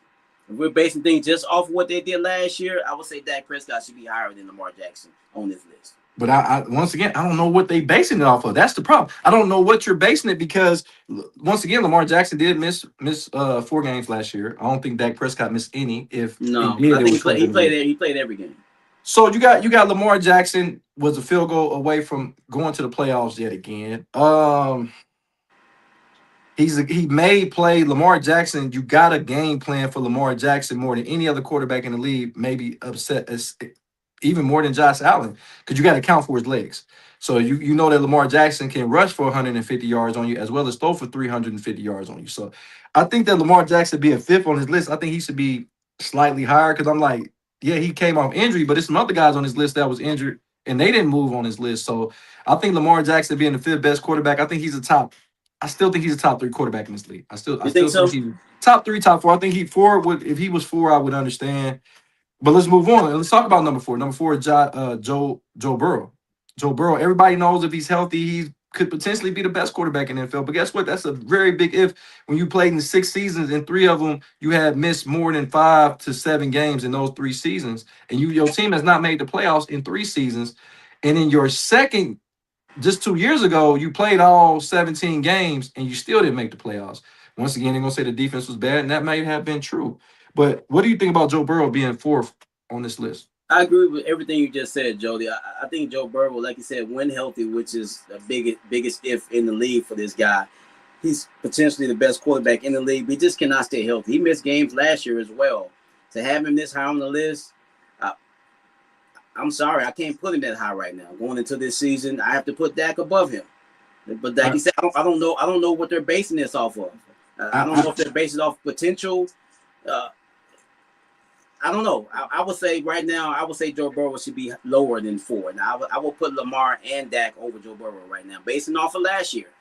And that's what I'm saying. And then another thing, like I said, I'm a big Joe Burrow fan. Don't get me wrong. Yeah, he's really good. Even with me being a Browns fan, I like Joe Burrow. But the thing about it is he's not playing. How can you say if you're on the sideline on a consistent basis? On top of that, you have the best wide receiver in football. You have the best. And you got probably the best number 2 wide receiver in T. Higgins in football. So you got one of the best tandems at the wide receiver position. You got a very solid running back. And I think the offensive line, I think some of it is getting too much blame. You say don't blame the quarterback or don't put so much pressure on the quarterback, but they put so much pressure on the Cincinnati Bengals offensive line doing 5 and 7 step drops looking for the big play. And I'm like, sometimes y'all need to do 3-step drops like Tom Brady did and Peyton Manning did towards the end of their career to stop them taking so many hits and got the ball out their hand. Do I think Joe Burrow is a top 4 talent? Yes. I mean, but we're in talk. I don't know what they base this off of. And I've always thought that Joe Burrow is the top 5 quarterback. So him at 4, I don't really have a problem with him being at 4. I'm okay with that, but I would put Lamar Jackson over Joe Burrow. Okay. Maybe not Dak Prescott, but I would put Lamar Jackson over Joe Burrow. And then, I mean, because I haven't seen Joe Burrow be better over the course of their career than Lamar Jackson, even though Joe Burrow is fantastic. But Lamar Jackson is that guy. Yeah. A 2-time MVP. So coming in at 3, we got Matthew Stafford, last year's MVP. What do you think about this, though? Oh, interesting. Like you said, had a great season last year, and this year they got themselves a super team they're building over there. There's rumors that Aaron Donald's also coming back to help their defense out. They boosted up their secondary. Matthew Stafford's maybe have one of the best arms in the league. Him at 3, I would probably put him a little higher than that. I know it ain't too many more slots he can move up, but the guy that's above him right now, I don't think he should be that high. But Matthew Stafford in that top 3 definitely makes sense to me. Matthew Stafford winning the MVP and you the 3rd best quarterback in football is crazy work, because if anybody else would have won the MVP, they would have been catapulted to number 1. And if we're talking about based off of last year, this is the prime example. If you're going based off of last year, Matthew Stafford got to be the number 1 quarterback going into this year with having the same weapons, if not a better team, where he's going to get more opportunity with Myles Garrett that's going to force fumbles, that's going to get a lot of 3 and outs, that's going to get some tip passes. So that means that Matthew Stafford's going to have the ball in his hand, a lot more. So he's going to, because they're going to have more opportunity, they're going to have more turnovers. That's just the presence of Myles Garrett. We know that he was causing turnovers in Cleveland. So just imagine when they're up 14 points, how many opportunities they're going to get. So for Matthew Stafford winning the MVP, having arguably the top 3 wide receiver in Puka Nacua on the outside, and then still got Devontae Adams, who is a Hall of Famer in my opinion, I think that he should be the number 1 quarterback on this list. So. Yeah, there's an argument for that, definitely, man. I wouldn't argue that if he was the number 1 player on the list. Like you said, Jody, he won the MVP last year, had a great season. There's a few plays from actually getting to the Super Bowl last year. So he's going to looking for it for motivation. I think Matthew Stafford definitely deserves to be where he's at, or maybe a little bit higher. Okay. Now, number 2 is my guy. You know, everybody knows I love some Patrick Mahomes. I don't think there's nobody that watched this show that doesn't know the love affair that I have with Patrick. I think I love him more than Chris Collinsworth love Patrick Mahomes. I think Chris Collins, but he want to have sex with him, though. It seemed like Chris Collinsworth want to have sex with Patrick Mahomes. I don't. You said Chris Collinsworth wants a 69 with Patrick Mahomes. He wants a 69. He's gonna be a 69 guy. Me, I just love him like he's my son type. You know what I mean? And I do kind of favor his dad smoking on that Joe Burrow. So I'm just saying, favor him a little bit. But so on some real shit, man. Patrick Mahomes at number 2. A little high for me, considering they had a underachieving season for the Chiefs, and he missed I think the last 2 or 3 games of the season. But I think they had a small opportunity to make the playoffs, but that team just didn't look the same last year. Injuries, things of that nature. But him being number 2 on this list, I don't think he should be number 2. I think he's too high. I'm not saying he's not a great all-time quarterback, but having him number 2 going into this season, I think it's high. Considering we don't even know if he's going to start the season yet. He's saying, I'm going to be there week 1. We don't know that yet. You still got to get that knee 100% right, but I don't think he should be number 2 on this list. I'm like, I don't understand. And once again, if you're going to put him at number 2, you're saying that he's back at full potential. So if we thinking he's back at, why is he not 1 then?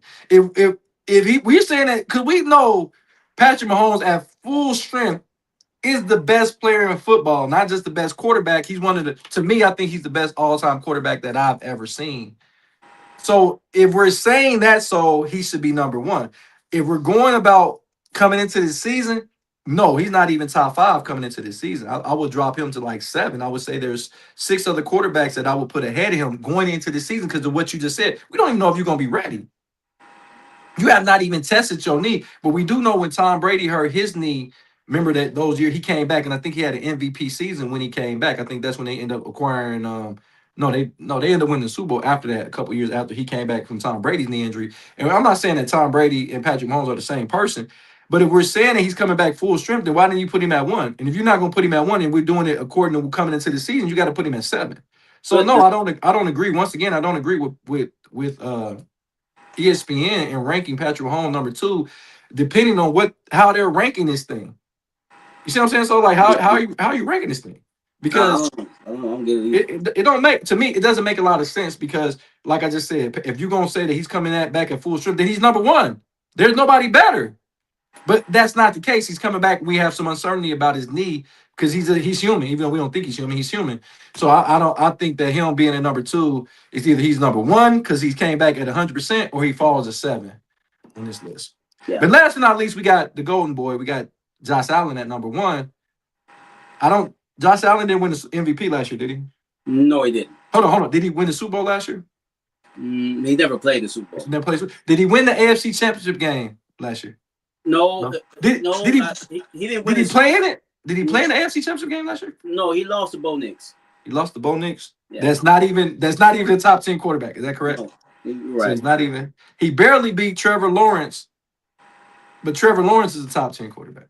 I mean, not a top 10 quarterback. But you got Josh Allen at number 1. And once again, it's not dogging Josh Allen out. I think Josh Allen is a talent, and y'all put the pressure on him, and he's not even asking for it. He's a very, very, very likable guy. But the shit y'all making it where people are not liking him, because what has he done to be the number 1 quarterback in football? Talk to me, so. I don't know, Jody. I don't have a problem with him being number 1 on this preseason, how they're making up these lists of players. I think Josh Allen's an excellent quarterback in this league. It's the argument for him being number 1 damn near every year on this list. Him and Lamar Jackson been going back and forth for best quarterbacks in the league. Of course, Patrick Mahomes, he's always going to be on that list. So having Josh Allen at number 1 on this list don't really shock me much. I'm not surprised at all. Like you said, he's the golden boy in the league right now. They are doing everything they can to get him to a Super Bowl. And their fan base has been struggling forever to get back to a Super Bowl, and everyone likes Josh Allen. He cries after football games, things of that nature. They want him to get to a Super Bowl, believe me. So they're going to do whatever they can to get him there. So we'll see if they can actually get over the hump this year. I say this every time we talk about Josh Allen. This reminds me of what they did with John Elway in the 80s. What they did with John Elway, they basically put the league, when he came in the league in 83, he cried and got his way out of Baltimore, which was the Colts at the time, to get to Denver. Everybody know that story. And it's like he made it to 3 Super Bowls in the 80s, beating my Cleveland Browns, and 3 of those to get to the Super Bowl, and getting his ass whooped in every one of the Super Bowls that he went to. They gave him an MVP in 1987, and there's no disrespect to John Elway. He's still a top 5 best quarterbacks, in my opinion, of all time. But I think he didn't start really homing in on his talent until he got Terrell Davis, until he got Shannon Sharp. He got other Hall of Famers that surrounded him. Because in the 80s, I don't think he played with no Hall of Famers. No. You know, But when he got in the '90s, he got Shannon Sharp and he got Terrell Davis. I think those are two things that Josh Allen's gonna have to do. Because right now, I don't see. I like James Cook, but where is that other Hall of Fame caliber player on his team? And Josh Allen's gonna need some help. They got a new coach up there, which was the offensive coordinator. You promote him to the head coach. Yeah. Um, I like Josh Allen, but to put him at number one going into the season, no, because if we're going off of what happened last season, Matthew Stafford is a better quarterback. If we're going about all time, everybody coming in at full strength, then Patrick Mahomes is the number one quarterback. If we're talking about just overall, Lamar Jackson is the most talented quarterback. So on this list, I can't put Josh Allen at one. That's just me. I can't put Josh Allen at one. So I don't have a problem with it. Like I said, all these players, a lot of these top 3 to 4 quarterbacks are so good. It's like, what's your flavor? I mean, Josh Allen's really good. Joe Burrow's really good. Lamar Jackson, we all know he's great.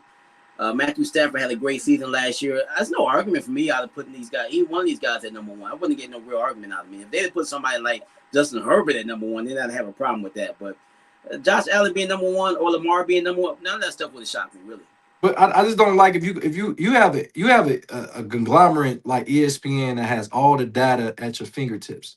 You can this is what you do for a living, and this is what you come up with. I got a problem because we should have more accuracy at this top list because if we doing that, Joe Burrow is better than Josh Allen. And we talking about talent. I think he's one of the most talented quarterbacks in the NFL. I think Lamar Jackson is more talented than Josh Allen. And once again, I'm not saying that Josh Allen is not good, and definitely Josh Allen gonna be in my top four, but him being at number one. Because if it was up to me, now if we're going full strength. This is Yeah. this is this is my top. So I'm gonna give you my top five. So and then you give me your top five. Now all these players at full strength coming into this season. My number one coming in, if they were at full strength, I have Patrick Mahomes at number one. I would have Lamar Jackson at number two. I would have Joe Burrows at number three. I would have Josh Allen at number four, and I have Matthew Stafford at five. Give me a five.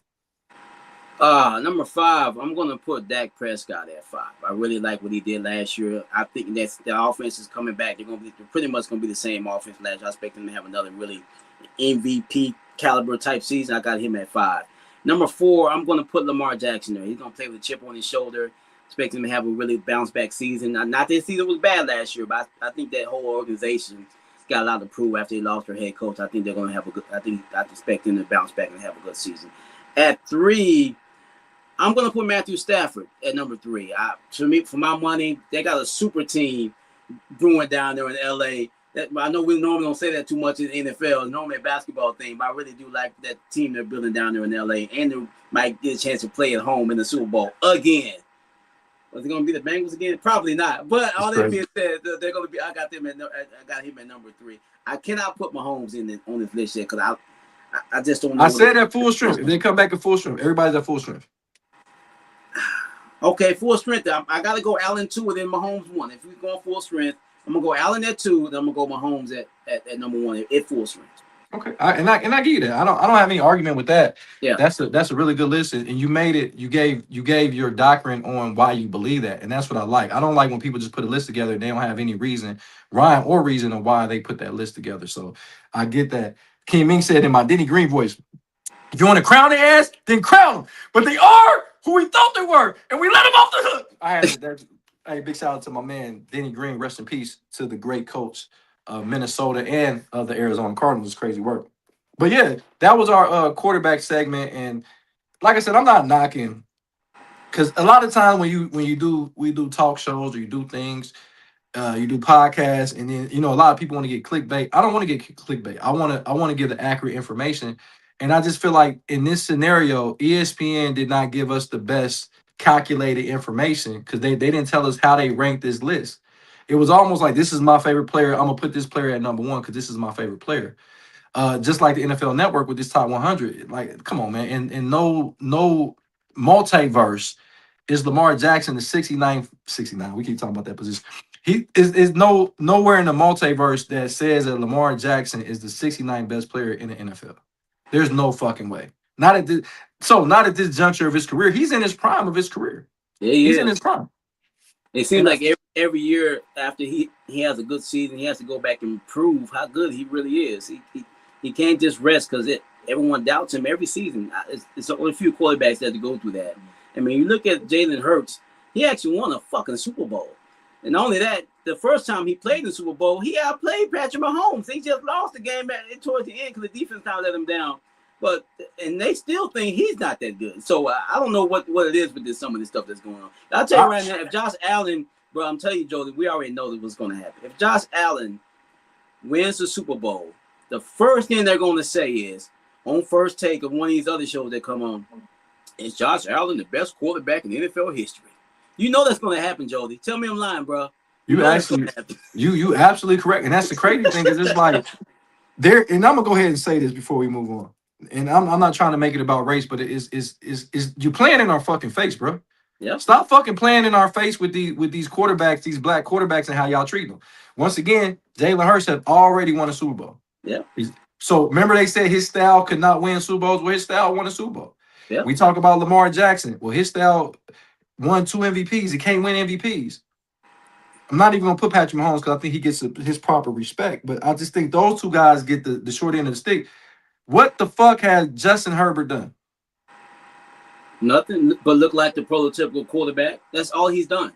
He never blonde gets blonde hair and blue eyes, bro. That's what he's got going on this side, bro. He never gets any backlash for any. He didn't he throw 4 interceptions in one playoff game, if I'm not mistaken. But we talk about CJ Stroud throwing his interceptions. You remember the Chris Rock joke years ago? Chris Rock said he ran into a one-legged white man, poor.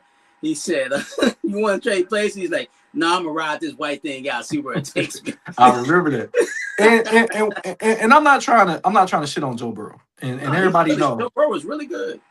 There is no quarterback in NFL history that got more pick sixes of over 84 yards than Joe Burrow.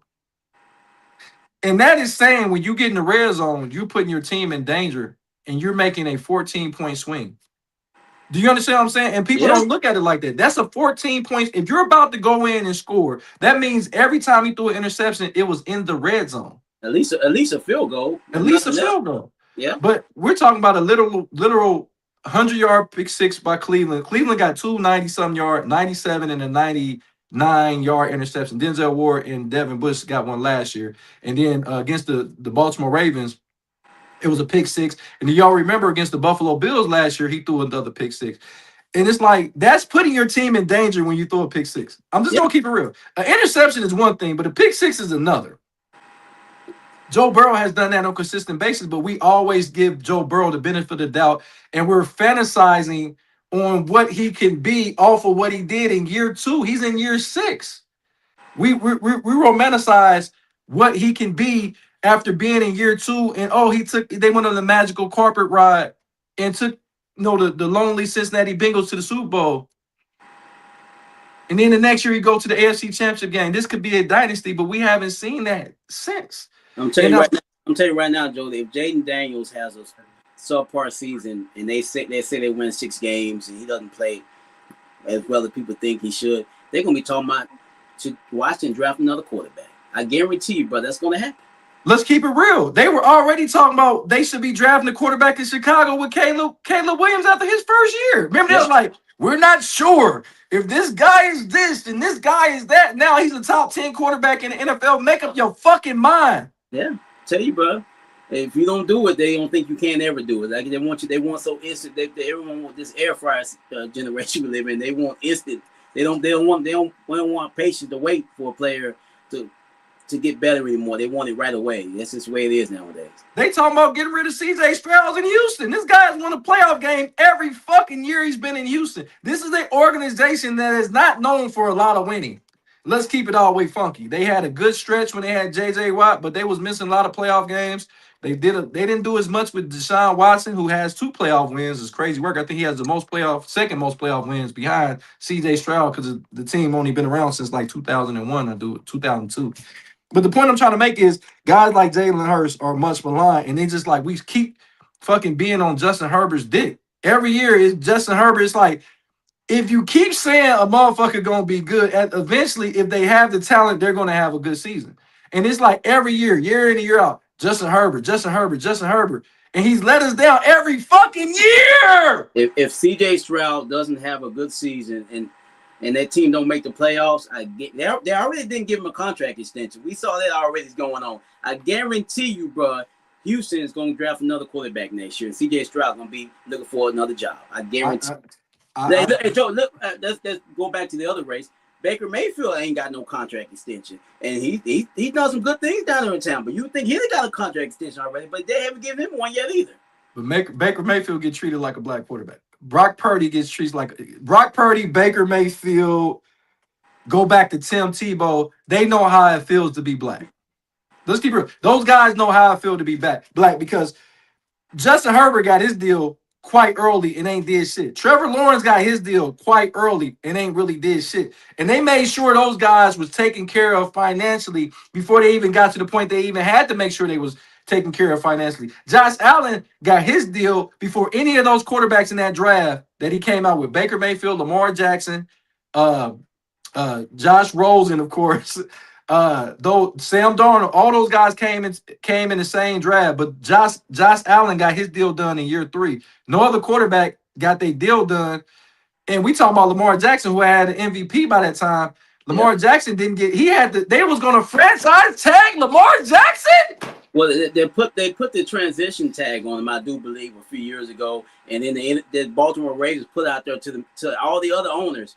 We're gonna make him available. Don't none of you motherfuckers sign him or make an offer for us, because we're gonna try to teach this dude a lesson. You remember that they did that to him? Yeah, I remember. All of a sudden, teams like Washington and all those others, oh, we don't want Lamar Jackson. Motherfucker, you got nobody. What you mean you don't want Lamar Jackson? But no one tried to get him because the NFL ownership got together and said, look, man, we're gonna blackball this guy. We're gonna teach him a lesson. We're gonna make sure he stays in Baltimore. You're gonna take the deal that we offer your black ass. That's exactly what they did to him. Exactly, bro. But these other quarterbacks that has less accomplishments than Lamar Jackson on their fucking resume got deals done, and I'm not harping on Josh Allen, please, everybody. I'm not harping on Josh Allen, but I gotta drive home this fact before we move on to college football.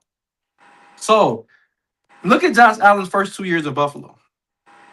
They were decent, but until he got Stephon Diggs at that number 1 wide receiver position, he did not become elite like he is now. Yeah.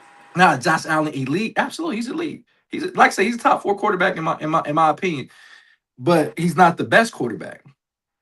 He has yet to beat Josh Allen in the playoffs. But we talk about Lamar Jackson's woes in the playoffs. We say Lamar Jackson can't be. But when the last time that he beat Patrick Mahomes? You got to beat. And then Patrick Mahomes wasn't even in the playoffs last year, and you lose to Drake May. Everyone said last year that that was his opportunity. Remember we were saying this, Joey. Like, I'm sorry, Bo Nix, not Drake May. Bo Nix. Remember we were saying last year, hey, Mahomes ain't there. Lamar and Josh Allen, here's your chance. And neither one of them stepped up. So now they don't let the light-skinned assassin come back, so they're in trouble now. And y'all end up letting Sam Darnold, of all people, win a fucking Super Bowl. But let's move on, man. Once again, we're gonna talk about college football.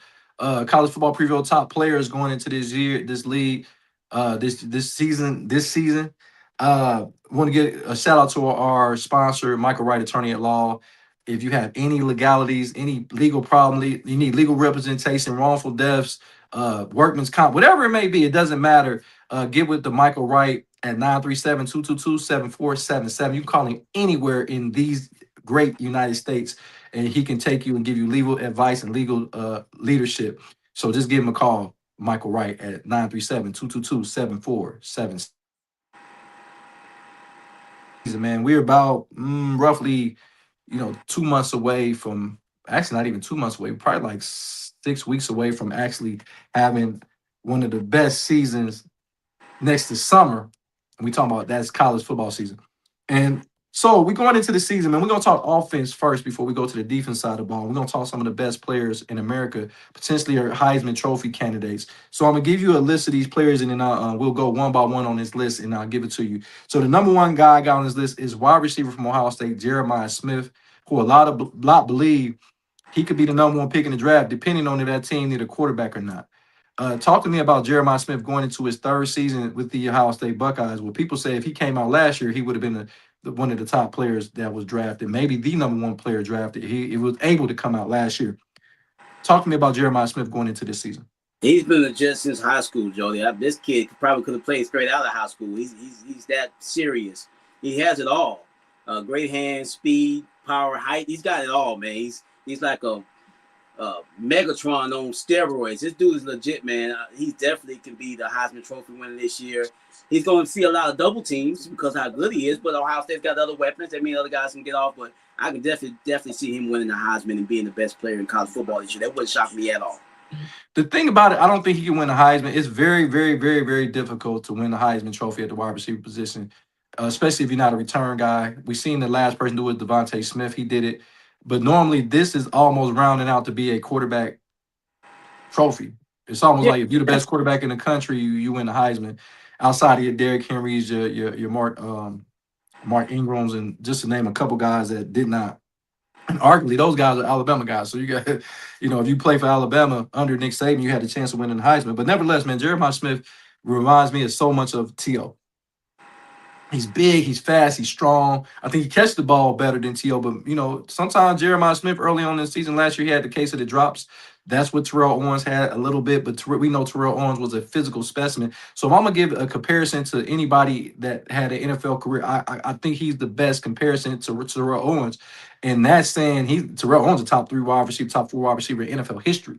Do I think that Jeremiah Smith can be that guy? Absolutely. I think this guy is fantastic. He's strong, he's fast. But to win a Heisman, I just don't think I don't think he's gonna get the ball enough to win a Heisman. Plus, there's gonna be a lot of times where you got Chris Henry on the other side of the ball, the freshman phenom, and you got Bo Jackson in the backfield. And I think to spread the wealth, I don't think Jeremiah Smith is going to touch the ball as much as he probably should to win the Heisman. But he's definitely gonna be an All-American. So. Oh yeah, most definitely, man. This kid legit. It's gonna be like you said. It all depends on who's drafting in that top 2-3 players, if they need a quarterback or whatever. But any team can use Jeremiah Smith at the next level. So we'll see how that plays out. But he's definitely one of the players to watch when it comes to this season in college football. So you telling me if the Bengals got the number 1 pick, they're gonna take Jeremiah Smith? No, they're gonna take Arch Manning. That's crazy work. But now that you speak of Arch Manning, let's talk about Arch Manning. Arch Manning is, a lot of people jumped off the Arch Manning hype train. He doesn't have the hype train this year, but I think he's a better player and better quarterback, better leader. We've seen what he did in that bowl game against Michigan. He totally dominated a very good Michigan defense. Like, let's keep it real. Like, it's like we want to talk about players like, oh, he went against Michigan. Michigan had a very good defense. Let's keep the shit real. Like why the fuck we taking that away from him because it was him? But this guy is potentially, arguably, maybe the number 1 pick in the draft. A lot of people has him possibly being a Heisman. So, what do you think about Arch Manning? When you play for these big universities like Ohio State, Texas, USC, and you're the quarterback, there's always going to be a lot of pressure on you. And there's added pressure for him because of his pedigree. His granddad played in the league. His 2 uncles won multiple Super Bowls. And everyone's expecting he's as good as them, but with legs. It's right. Like he had his granddad's legs, but he has the other things that his uncles had. You know what I mean? So there's a lot of pressure on that kid, even though I know it's not as much hype as last year, but it's still going to be a lot of pressure on him. He's a Texas quarterback. They expect much out of him, even when we don't have good quarterbacks in the NFL. Everyone thinks he can be the best quarterback that ever came out of Texas. So the expectations are going to be high. And if he doesn't play well, if he doesn't play as good, I think he'll still have a shot as winning the Heisman because of who he is. But I think he's going to have a really good season this year. He started slow last year. He was still learning the game. But like you said, Jody, once he got his feet on him and figured out the game, he played excellent towards the end of the season. And I expect him to bounce back and play good from beginning to end this year. Arch Manning, in my opinion, won't win the Heisman, but I do think Arch Manning is going to still be the number 1 pick in the NFL draft.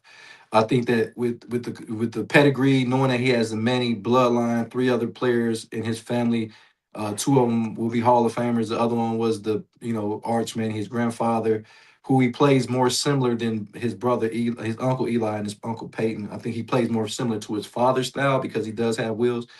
He's a Texas quarterback. I think Texas got a lot of weapons down there. They still got they Ringo, and they added Cam Coleman. Then they add Hollywood at the running back position from NC State. So you have a very explosive offense. So the pressure won't be on him as much as it was last year because I think a lot of those players on Texas offense underachieve. Oh yeah, they underachieve. They didn't play up to their 5-star rankings. And I think that when your players don't play up to your 5-star rankings, I don't blame it on the players a lot. I blame it on the coaching staff. Where's the developmental team? Just because they're 5-star, that means you still got to keep learning and be better. And Ringo is one of those guys that I really thought would have been a lot better going to his. He came in the same class as Jeremiah Smith, and I thought we'll be talking about Smith and Ringo in the same breath, and we can't. No. We can't. But now that Cam Coleman's there, now he has a better quarterback. I think Cam Coleman becomes the number one on the Texas Longhorns roster. That's just I my agree. opinion. I agree. And I think Arch Manning is going to benefit from that. Even though he's going to lose, and he's going to lose in Texas to that Columbus team, that Ohio State Buckeye team. But that's okay. You can lose that game and be okay. So I think you can lose that game and still be okay. But no, on some real shit, I think Arch Manning will still be the number one pick in the draft. Depending if he just has an above average season, which I believe he will, he won't win the Heisman, but I still think he'll be the number one pick in the draft. Yeah, I can see that. We know how we are about quarterbacks in the NFL. So if they got a guy that they think that's a no miss prospect, which they say that every year about these damn quarterbacks, I can definitely. If Fernando Mendoza can go number one, I definitely believe Arch Manning can be number one pick in the draft. I'm starting to believe you don't really like him that much. No, I don't think he's that good. I think he caught lightning in the bottle, which is okay. I mean, it happens sometimes, but I just don't think he's that good of a quarterback. Cut this up. It reminds me of a modern day Kirk Cousins. Yo, cut this segment up and put this in a vote. We're gonna play this again when he's holding up a Super Bowl winning trophy. I'm just saying. Now this is the player that I really think can win the Heisman. Keywan Lacey, the running back for Ole Miss. This guy is extremely explosive. I think he's going to have more opportunity down there with Ole Miss, with Lane Kiffin being gone, and some of the players going over to LSU following their coach. He's going to be the focal point of that offense. They lost a lot of receivers to the draft, so that means they're going to run the ball, be more run oriented. And if he does, we know he averages over 5 to 6 yards a carry. Talk to me about Lacey's opportunity of winning the Heisman. Lacey's a great player. I think he might have an issue with the Heisman because I think he might be splitting votes with his quarterback. But I do think he's the best dual threat running back in college football this year. I'm very impressed with what I saw out of him last year. So, like you say, without just running the rock and catching it out of the backfield, he can definitely be a threat. And I can definitely see him being the top 3 Heisman vote again this year. I think he has a really good chance, and you made a good point. We'll talk about his quarterback in just a minute. I do think he will be splitting votes with them, but we saw that a couple times with some other university that had to split votes with their quarterback or wide receiver, whatever it may be. But I think that this guy Lacey is a big play waiting to happen, and we've seen that in the game against the Miami Hurricanes where he broke off that big 70-yard run, and then he suffered some injury. So maybe he doesn't get injured in that game. He could play a full strip. Maybe they beat the Miami Hurricanes. But nevertheless, I think this guy is very explosive. I like the fact he's going to touch the ball a lot against great competition. Yeah. So outside of somebody that's going to sneak up on us, because every year nobody knew that Mendoza was going to win the Heisman. So outside of somebody coming out of nowhere winning the Heisman Trophy, I think to me coming into the season, he's probably because he's a running back. Mm-hmm. I would say he should be the number one, at least number 1 to 3 on Heisman coming into the season, in my opinion. So let's talk about his teammate, and the quarterback is Trinidad Chamberlain. This is a guy that I think if he would have win in the draft, he would be the starting quarterback for the Jets right now. What do you think about him potentially winning the Heisman? Well, he's got a lot of college experience. I mean, the kid's been in college for I think 7 years now. I mean, he's damn near about to get a pension in college football. It's time for him to go pro. All that being said, he's still playing college ball. Really balled out last year. Dual threat quarterback. Went to a really, really small Division II school. Joey, what's the name of that school he went to? I don't even know what school he went to. Really small school, and he went to a big time SEC football team and played great last year. So I expect him to have another good season. Maybe the expectation won't be as high on them this year because the pressure will be off. Lane Kiffin's not there anymore. I still think they're going to be a really good team. So yeah, I would say Chamberlain's going to have another good season. Absolutely. I think Chamberlain, like I said, he's one of the top quarterbacks, in my opinion, in the country. He reminds me a lot of a young Russell Wilson. I think that he's going to have an opportunity to win the Heisman, of course, and I think Ole Miss will win a lot of games. Oh, yeah. That's why I think Lane Kiffin made a mistake by leaving. That's just my opinion. I think he made a mistake. You can cut this film up and we can put it in the vote and bring it back out. I think that Lane Kiffin made a mistake by going to LSU. I think he really had a great opportunity to win the national championship with the Ole Miss Rebels. But Lane Kiffin likes 10, bro. See, Ole Miss to him is a 7. But LSU to him is more sexier, so he don't want that solid 7. He wants that 10. I'm not saying I agree with you. He probably should have stayed there, but he's like, no. LSU is a sexy job. I want to go there. Isn't he the same guy? If I'm not mistaken, ain't he the same guy that had the USC job? Yeah, and got fired on the tarmac. Yeah, that was him. And USC is a better program than LSU overall. Would you Yeah, agree? but he got fired at USC. He got off the plane. They said, "Come here, let me holler at you, dog." But you feel where I'm going with this? I understand that LSU is a sexy job because they're paying a lot of money. But if you're looking at overall pedigree, LSU to me is really not a blue blood, but USC is.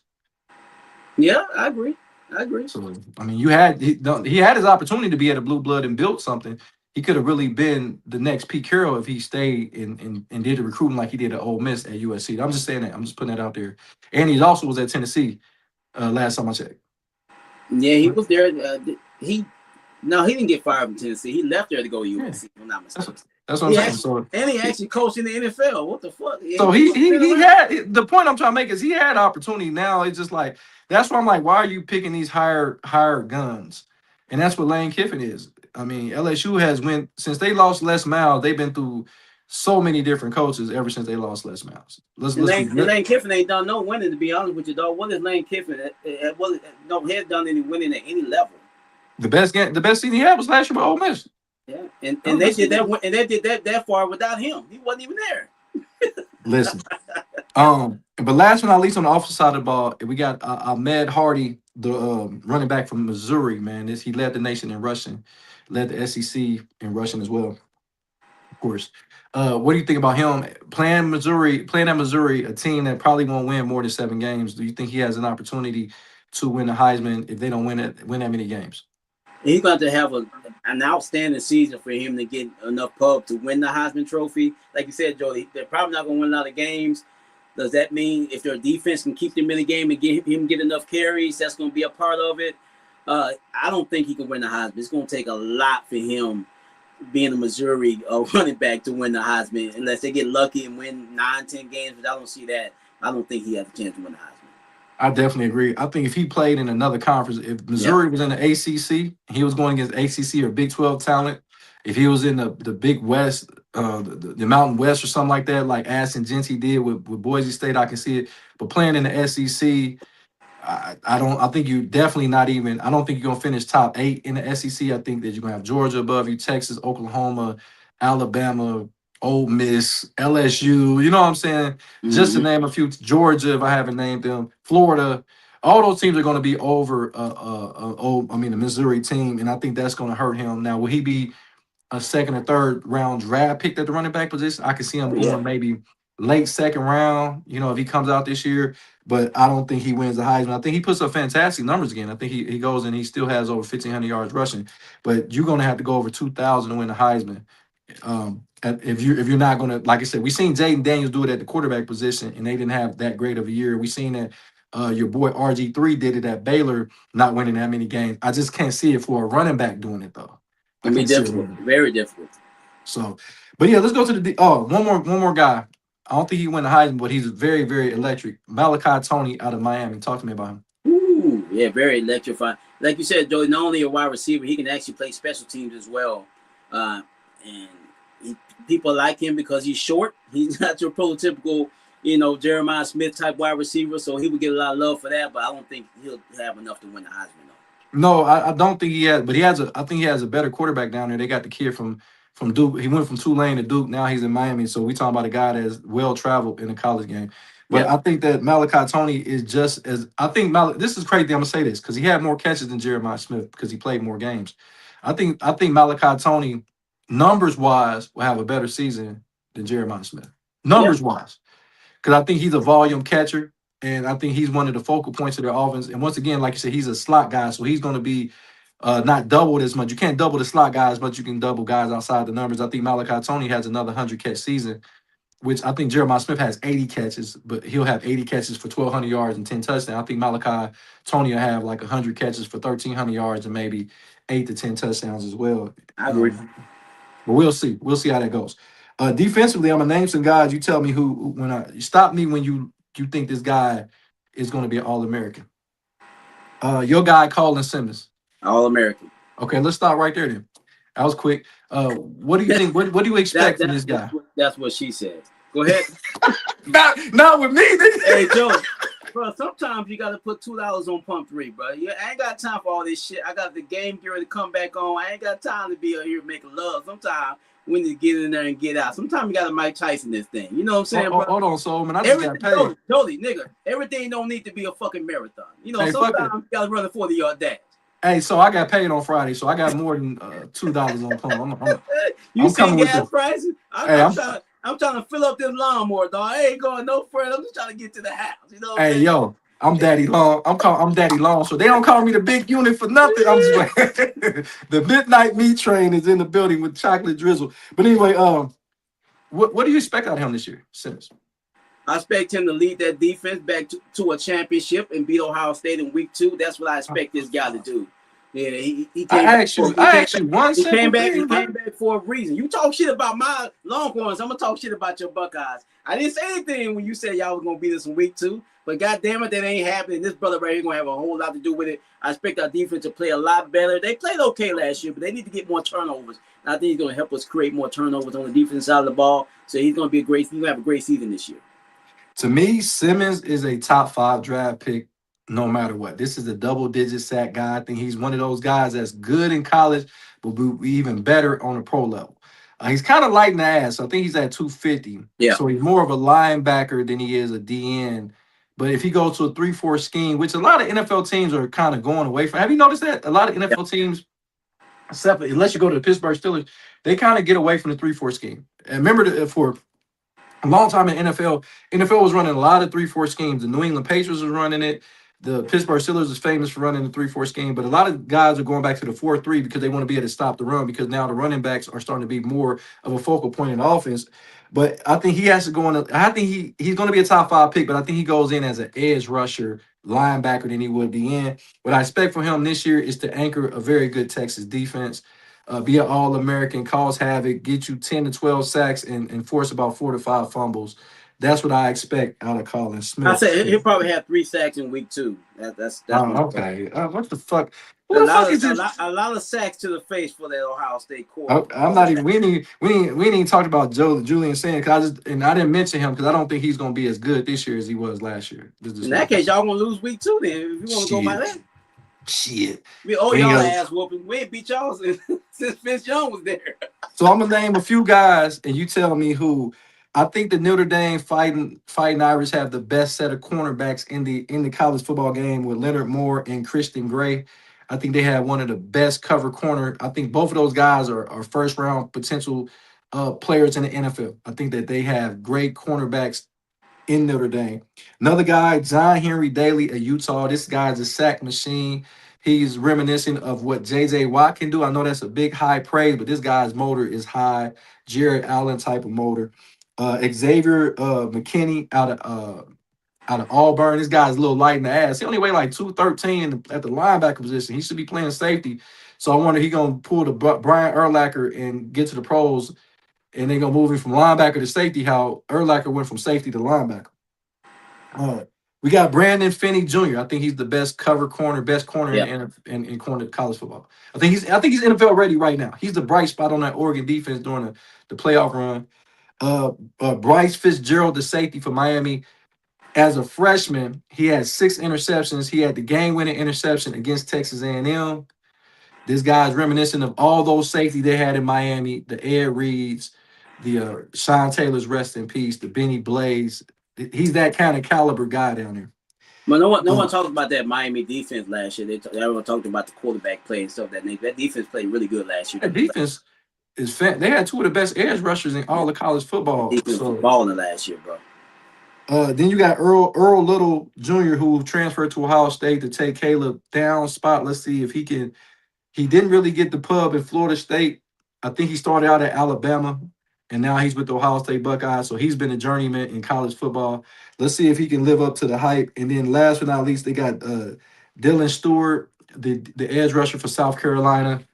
Talk to me about some guys on this list that I mentioned, or somebody that I didn't mention that you can see. No, I like those corners from Notre Dame. I really like what they're doing down there. They're doing a good job. But I know you know the head coach. I'm very impressed. I think they probably should have made the playoffs last year. Yeah. So I think that they're going to make a big push to get them back in the playoff this year. So I'm looking forward to see what that Notre Dame defense could do. Off this list, I'm gonna go with Brandon Finney Jr. Man, I think this guy is only a sophomore, and he has that Deion Sanders ness. I'm not saying he's good as Deion Sanders. Please, y'all know I'm gonna get hate, man. I say he had the Deion Sanders ness. He has that flair. He has that confidence, which you need to have.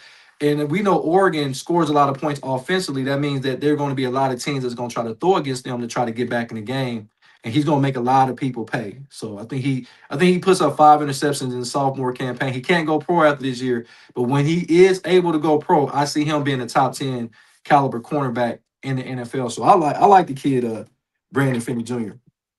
What do you think about Earl Little coming from Florida State? Underachieved. I think he underachieved at Florida State. And then I think Alabama, he didn't really touch the field at Alabama because of course they were so rich with talent down there. What do you think he's gonna do in this Ohio State defense? Sometimes it's about situation, man. Like if he's going somewhere where he can actually get a starting spot, that doesn't mean the kid can't play. Like you said, some of these other teams you're on, you just didn't get playing time. Once he gets on the field, I think he'll be fine there. I really do think he will be, man. But for my money, Joe, some of these players just bounce around college sports, second string, third string. Just play soccer. We can get to a World Cup and win. You know what I'm saying, bro? The third string wide receiver for Ohio State could be an all-world soccer player and get us to a World Cup. I'm just saying. I'm not saying you get. I know you grew up loving football, but let's try something else. I mean, my thing is these players on this defensive list because a lot of if you were a top defensive player, you normally go pro. So we're looking at a whole generated list of new college players that's going to step on the scene, and we'll know more after week 3 or 4. Some of these guys are not household names will become household names on defense, and I think offensively, college football is all about the long ball in college football. Everybody, the chicks dig the long ball. You know they do. You know They they love do. that shit. They love the They long. love the long stroke. They love the big unit. They love the big unit. But nevertheless, man, I can't wait to see this college football season because there's more parity than I've seen in a long time in college football. You never know who's going to be who in college football. But before we get out of here, man, I got some comments coming through. We got a lot of comments, so we appreciate everybody watching Against the Grain Sports. We definitely appreciate you guys. But before we get out of here, so I can't leave without talking WNBA. What's up, Kathy? She says sorry she's late. It's all good. Uh, we talk about Caitlin Clark. She had 45 points, 10 assists. First college, WNBA player to do it. Uh, it was over Seattle. What do you think about that? Her putting up the huge numbers, but she's in the news for not her game, but her acting skills. Talk to me. She's doing some NBA shit with the flopping, but we all know it's this lady can hoop, man. And they're making it seem like the other ladies in the NBA are targeting her. They choking her out and things of that nature. But when it comes to playing basketball, this lady can do that. I mean, like you said, 40 plus points, 10 assists, in any level of basketball is impressive. First WNBA player ever to do that. So I'm very impressed with what she's doing. But until she starts winning and making some playoff runs, she's not gonna get the love that people think she deserves.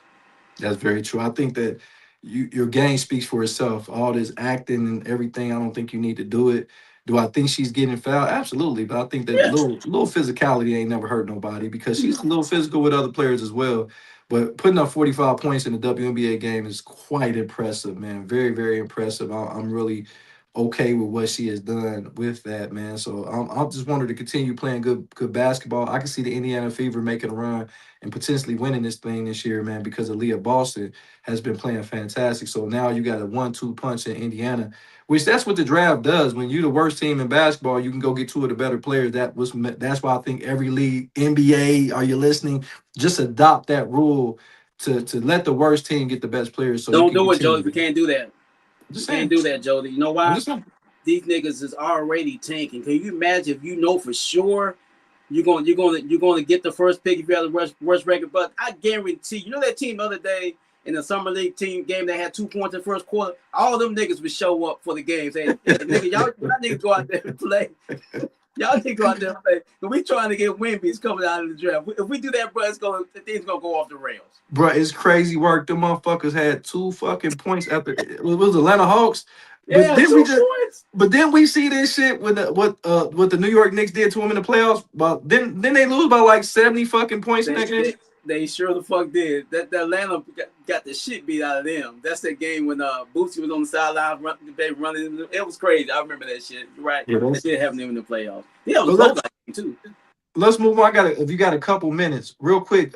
King Ming said, "Hey Jody and so why didn't Caitlin Clark take her dad's name, uh, Elliot Stabler from the Law and Order?" Oh shit, you need to Oh stop. shit.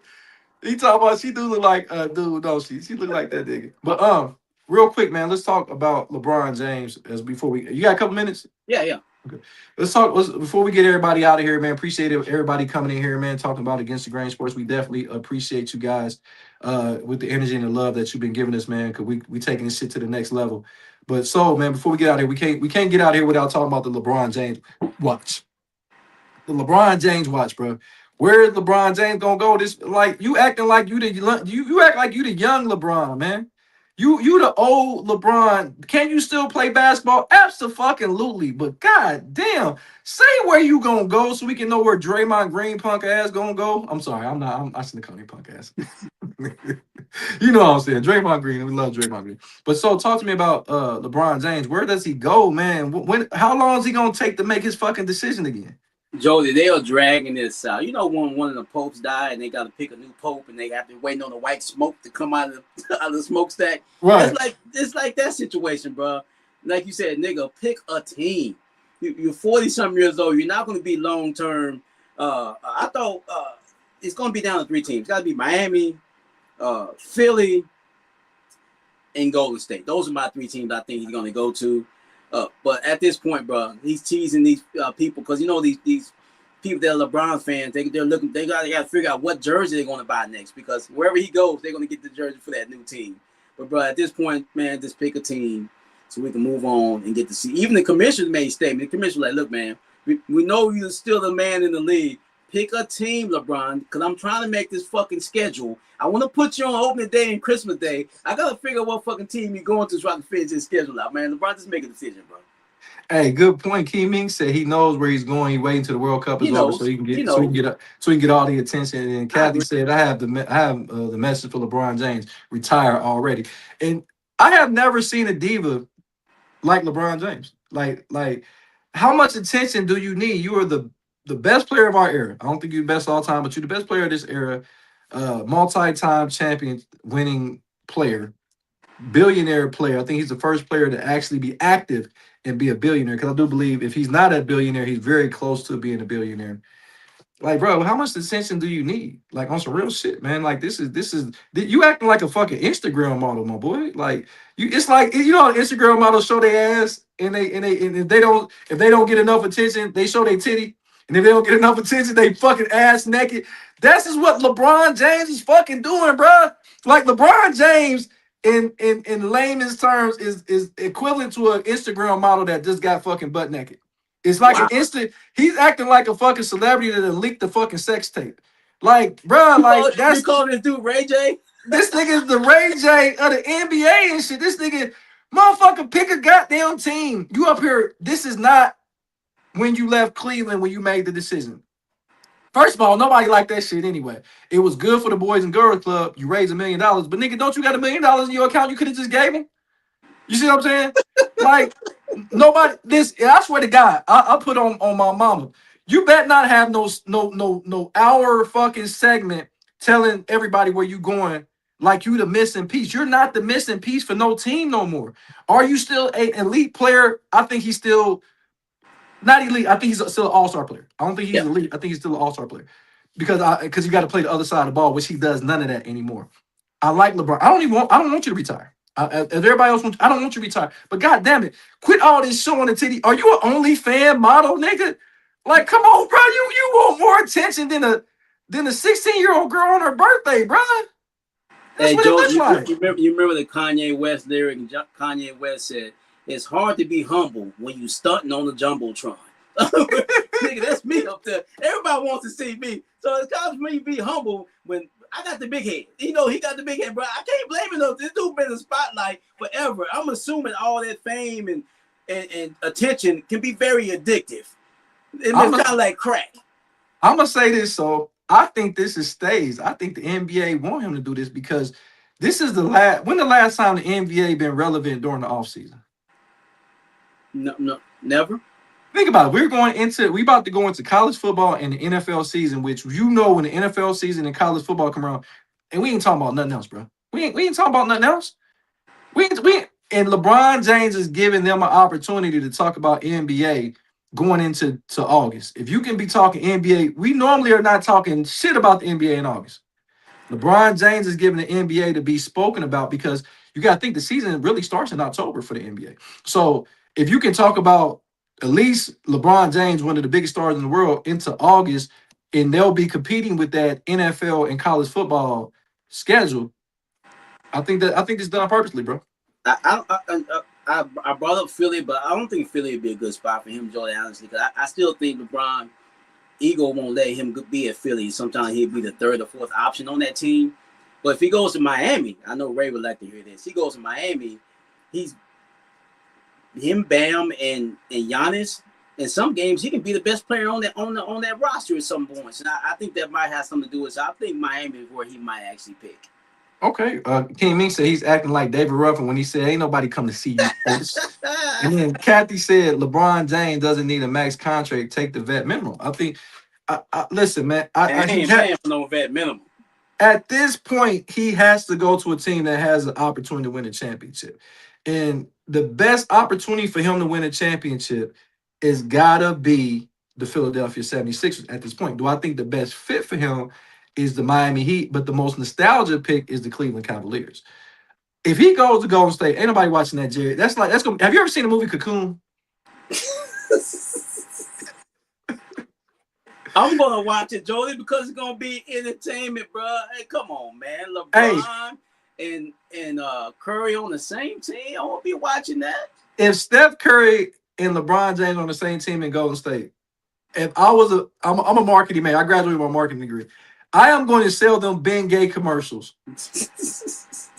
I'm gonna sell them fucking. You gonna sell Tiger Bomb? Listen. I'm gonna be like, get you some CBD.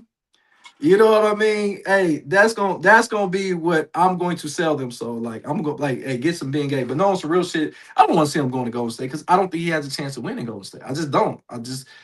Him, Jimmy Butler, and Draymond Green if he comes back, and Steph Curry. I just think that they don't have enough. If this was 5 years ago, if this was 7 years ago, but I don't think he needs to go there.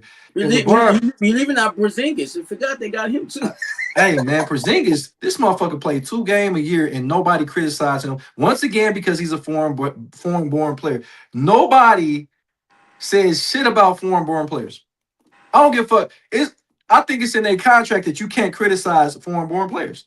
Well, Adam Sandler Adam Sandler.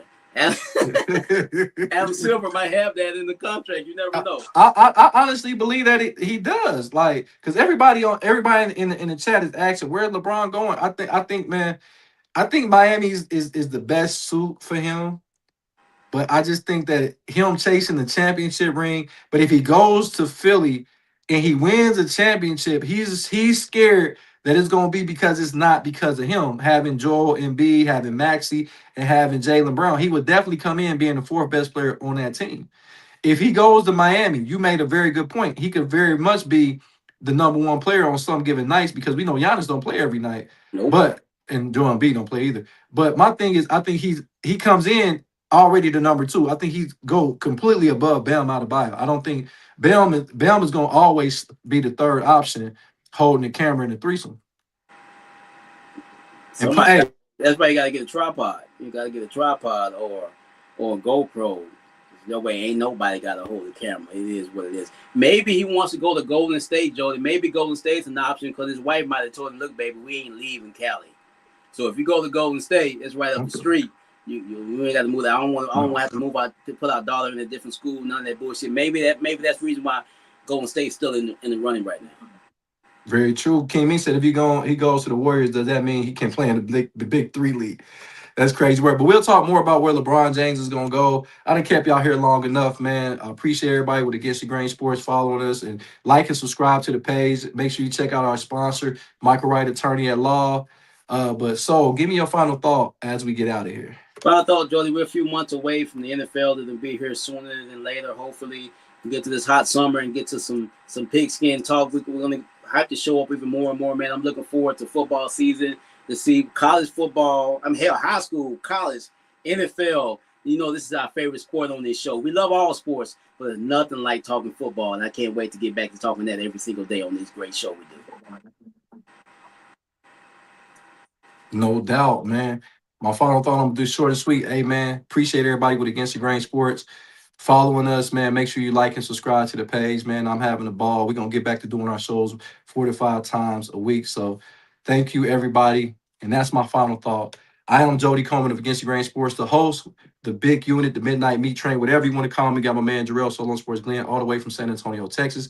We got Ray more than just a barber. Lindsay in his absence, Jason the Hefty Lefty, Donald, the voice of you, Andrew mic'd up, and we can't do none of this without Jay Kane and Chef cooking it up in the kitchen. So what we doing until Monday, man? We working, baby. See y'all later. Peace, peace, peace.